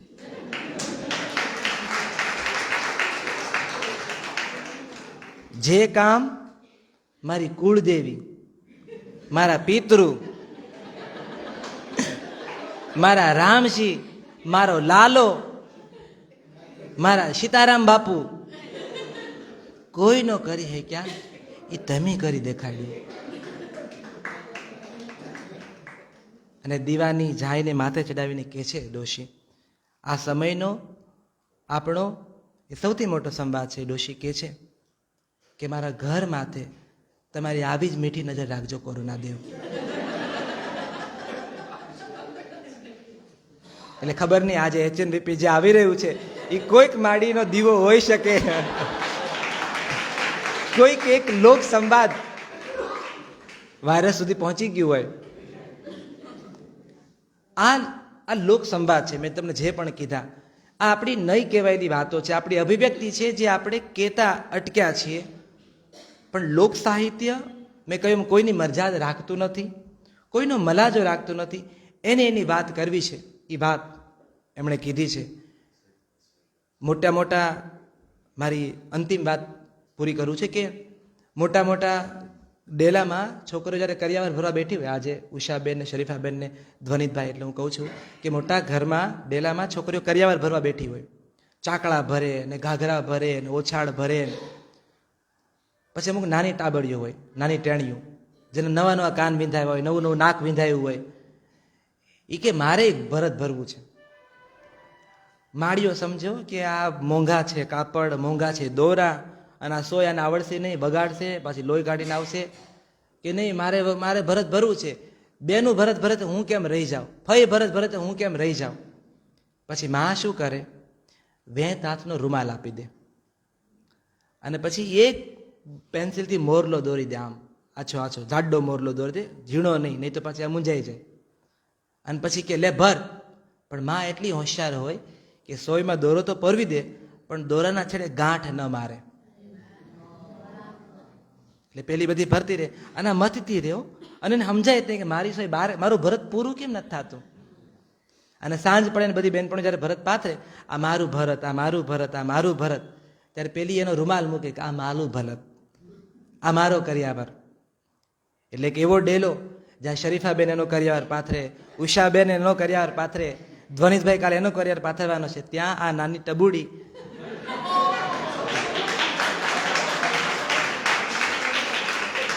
એનો રૂમાલ મૂકે છે જેના છેડે એની માએ હજી ગાંઠ નથી વાળી. તો મારા અનુભવમાં કે મને મારા પૂર્વસૂરીઓ, પૂર્વજો અને વડીલો પાસેથી જે કંઈ લોક સાહિત્યમાં લોક સંવાદ સમજાણું એ મેં કાલી કેલી ભાષામાં તમારા સુધી મૂકવાનો પ્રયત્ન કર્યો છે. આપ સૌ મોટી સંખ્યામાં આવ્યા છો અને આ છે ને એક અમર આશાવાદ છે કે તમને લોક સાહિત્યના સંવાદમાં પણ એટલો જ રસ છે જેટલો રસ તમને ઇન્સ્ટાગ્રામના સ્ટેટસમાં છે. આ સંવાદ જ્યાં સુધી જીવતો રહેશે ત્યાં સુધી મને છે કે માણસને માણસ સાથે જોડા રહેવા માટે આંખની ઓળખાણ લીલીછમ રહેશે અને લીલપ તમારા બધા સુધી કાયમ પહોંચતી રહે એવી પ્રાર્થના કરું છું. આપ સૌનો ખૂબ ખૂબ આભાર.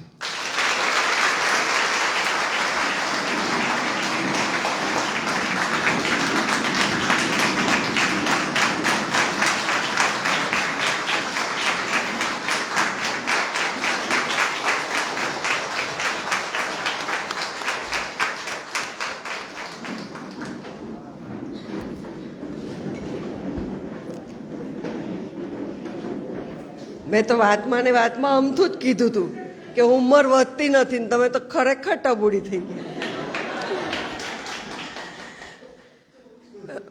મરસિયા અને વહુના ગીતોએ જે આંખમાં પાણી લાવેલા એ પાણી પાછું હસી હસીને પણ છલકાયું. એટલે એ પાણી હતું જ પણ આજે એટલા બધા સ્વરૂપે અમારી આંખમાંથી છલકાયું. એ હાસ્ય, એ રુદન, એ પીડા કે એક આખું કદાચ એમ થાય કે એક પિક્ચર નહીં કહેવાય, એક ભાવ કહેવાય. એટલું સરસ તમે આ લોક સાહિત્ય અમને પીરસ્યું અને બહુ જ ખૂબ આભાર.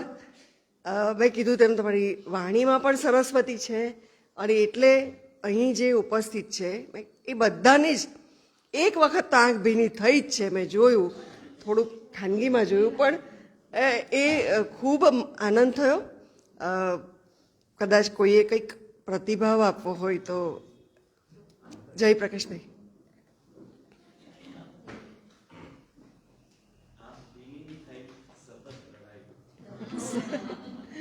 સતત રડાયું. આમ રૂહાડા ઉભા પેલું આમ સિરિયલમાં એવું આવે કે ઘૂસ બમ્સ, પણ ખરેખર કોને કહેવાય એ આ તાકાત છે ભાષાની. હા. સામે કારણે આંખમાં આંસુ આવશે એના માટે હું શંકાશીલ હતો કે સામે કારણે આવશે, પણ તમારો જે લોક સાહિત્યનું સાંભળ્યું ત્યારે ખરેખર સતત આ કારણ હતું.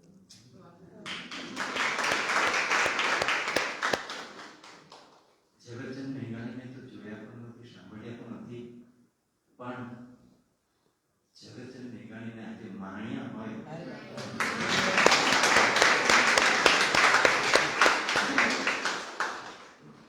માધવીબેને આમંત્રણ આપ્યું ત્યારે મેં પહેલા ના પાડી એમની જોડે ભોજન લેવાનું. હું ગિલ્ટી ફીલ કરતો હતો. એમને વાંચેલા તો છે પણ એમાં કોઈ પિક્ચર જોયું નથી એવું મને સતત ગિલ્ટી થઈ. મને મેં માધવીને કીધું તો ખરું, મેં તમને એક પણ પિક્ચર પણ નથી જોયું. હું શું વાત કરીશ એમની સાથે? આજે તમને ખાતરી આપું છું કે આવતા અઠવાડિયામાં બધા જ તમારા તમે પોતાની નહીં બીજાની ઉંમરને વધતી અટકાવી દીધી. નોટ ઓનલી હું આઈ વિલ સી કે અમેરિકામાં વસતા બધા રામ મોરીના પિક્ચર જુએ એવું પણ કંઈક મારે એક પ્રયત્ન થાય તેટલા કરીશ. રામ મોરી નહીં, રામ મોરી મોરી. એટલું બધું એટલે કદાચ આ હોલમાં પહેલી વાર આટલા બધા વ્યક્તિઓએ સામૂહિક રુદન કર્યું. યસ. લોક સાહિત્ય શું છે એ બરાબર આજે અમને જાણવા મળ્યું. લોક સાહિત્ય શું છે એની પાછળની કથા. બધા જાણતા હતા અને એટલે પદ જાણતા હતા, પણ એમની પાછળનો અર્થ તે ખબર નહોતો. એ આજે ખબર પડી. ખૂબ નાની વયે તમે ખૂબ બધું પ્રાપ્ત કરેલું છે. ભગવાન હંમેશા આપની સાથે રહો. Thank you.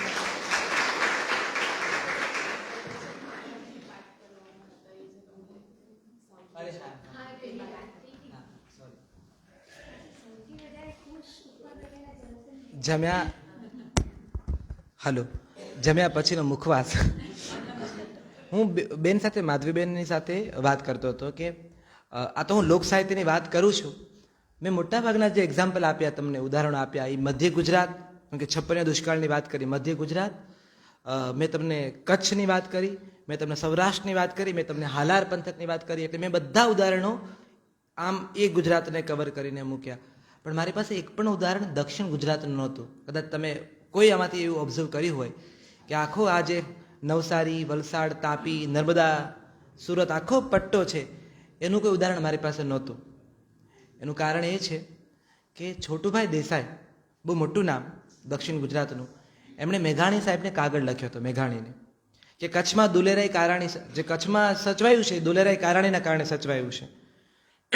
મધ્ય ગુજરાતમાં પન્નાલાલ, ઈશ્વર પેટલીકર, ઉમાશંકર જોશી એવા સર્જકો છે કે જેણે મધ્ય ગુજરાતની પરંપરાઓને કથા સાહિત્યમાં રાખી છે.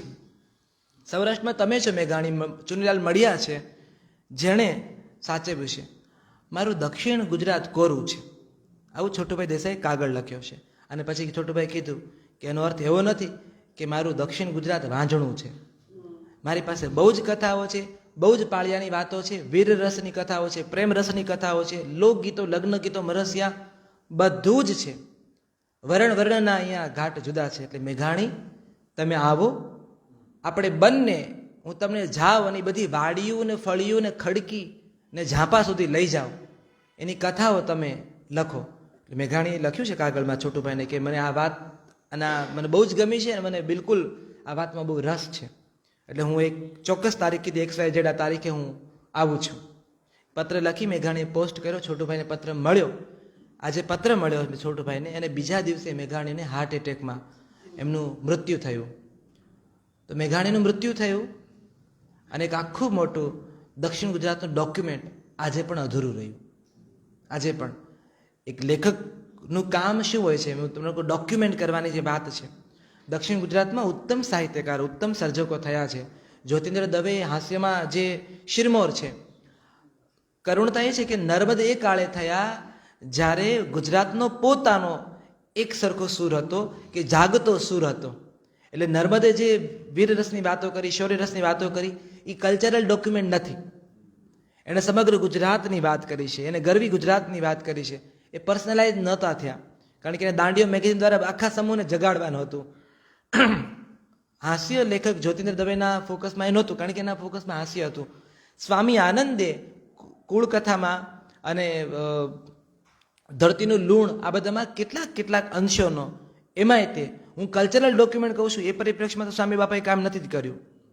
એટલે એ કામ દક્ષિણનું બાકી રહ્યું. એટલે ઘણીવાર અમુક વિદ્યાર્થી મિત્રો મળે કે અમારે પીએચડી કરવું છે, થીસીસ કરવું છે, તો હું કહું કે જો તમારો સમયને પ્રોફેસર અલાઉ કરતા હોય તો જાઓ એ વાડીઓમાં, એ ફળિયામાં, ખડકીઓમાં, અને હજુ પણ ડોક્યુમેન્ટ કરો, કારણ કે પેલી માવડીઓ હજી જીવતી છે અને આ છેલ્લી પેઢી છે, ડોક્યુમેન્ટની છેલ્લી પેઢી છે, પછી નહીં મળે. એટલે આજે બેન સાથે વાત કરતો કે આજે લોક સાહિત્યની વાત હું દક્ષિણ ગુજરાતમાં કરવાનો છું આ બાજુ, પણ કમનસીબે હું ઉદાહરણ એક પણ નથી ટાંકી શકવાનો એમ. એટલે આ કરુણતા ભાષાની છે, સમાજની છે, ને આપણા સૌની છે. હું નથી કહેતો કે દક્ષિણ ગુજરાતની છે, આપણા કમનસીબે આપણા સૌની છે કે કોઈ એક પટ્ટો કેવી રીતે ડોક્યુમેન્ટ થયા વગરનો રહે. એટલે અને આ વાત એટલે પણ મૂકું છું કે તમારા ધ્યાનમાં કોઈક વિદ્યાર્થી આવવાના હશે, જે થીસીસ કરવાના હશે, જે શોધ નિબંધ કરવાના હશે, તો તમે પણ આ વિષય, અને અમારો હંમેશા લોભ હોય છે, એટલે હું પેલી જોડી પાથરીને કહી દેતો હોઉં છું કે આ એક કરજો, આ બહુ કરવા જેવું કામ છે ને. હવે નહીં થયું તો પછી હવે ક્યારેય નહીં થાય એમ. જી જી બિલકુલ બિલકુલ બિલકુલ. એટલે તો એને બહુજન સમાજ સુધી વાત પહોંચે ને, જેમ દુલેરે કારણેનું હું નામ બોલું છું ત્યારે ખબર પડે કચ્છનું આટલું કામ એને આપ્યું છે. મેઘાણી, પન્નાલાલ આ બધા બોલું છું તો બહુવિધ સમાજ સુધી કદાચ હજી કામ પહોંચવાનું બાકી છે. હાજી બેન.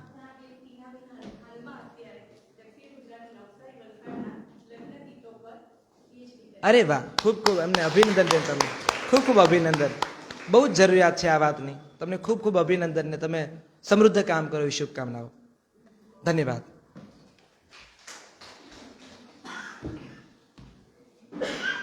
કેટલીક વાર્તાઓ આવી છે, દૂધે તે ભરી તલાવડીને, પણ બહુ ઓછું કામ થયું છે. ને તમારી વાત બિલકુલ સાચી છે. ભાષા સાથે નિસ્બત કોને કહેવાય એનું આપણે જીવંત ઉદાહરણ અમને પૂરું પાડ્યું આજે. અને અમે જે અમારો ગોલ હતો, ટાઇટલ આપેલું છે કે ભાષાને નવપલ્લવિત કરવાનું કામ જે તમે લોકો કરી રહ્યા છો, એ બદલ સમાજ અને આ અત્યારની પેઢી તમારી કાયમની ઋણી રહેશે રામભાઈ. અને આ કામ તમે સદા સર્વદા કરતા રહો, કરી શકો એવી ઈશ્વર તમને શક્તિ આપે. આવતીકાલે પણ આપણે આવી જ રીતે ધ્વનિત ઠાકર સામાન્ય રીતે બહુ અત્યારે જાહેરમાં આવવાનું ટાળે છે, તે ખાસ આપણા પુસ્તકાલયના આગ્રહને વશ થઈને આવી રહ્યા છે. તો આપ આવી જ રીતે કાલે પણ અહીં પધારશો, જેથી આપણે ગમતાનો ગુલાલ કરી શકીએ અને માતૃભાષાની થોડી વધુ નજીક જઈ શકીએ. આપણું સદભાગ્ય એ છે. તો રામભાઈ આવતા રહેજો. અને ફેબ્રુઆરીમાં આપણે આવવાના જ છે. એમના પુસ્તકના નવું જે લખાઈ રહ્યું છે પુસ્તક, એના માટેનો એ ટોક શો કરશે ત્યારે સત્યભામા. તો એ પણ ખૂબ સુંદર પુસ્તકની વાત એમણે કરી થોડી. એ જ્યારે આવશે ત્યારે પણ આપને અમે આવી જ રીતે આમંત્રણ આપશું. આપ ચોક્કસ મોટી સંખ્યામાં આવજો, આવતા રહેજો. શુભરાત્રિ.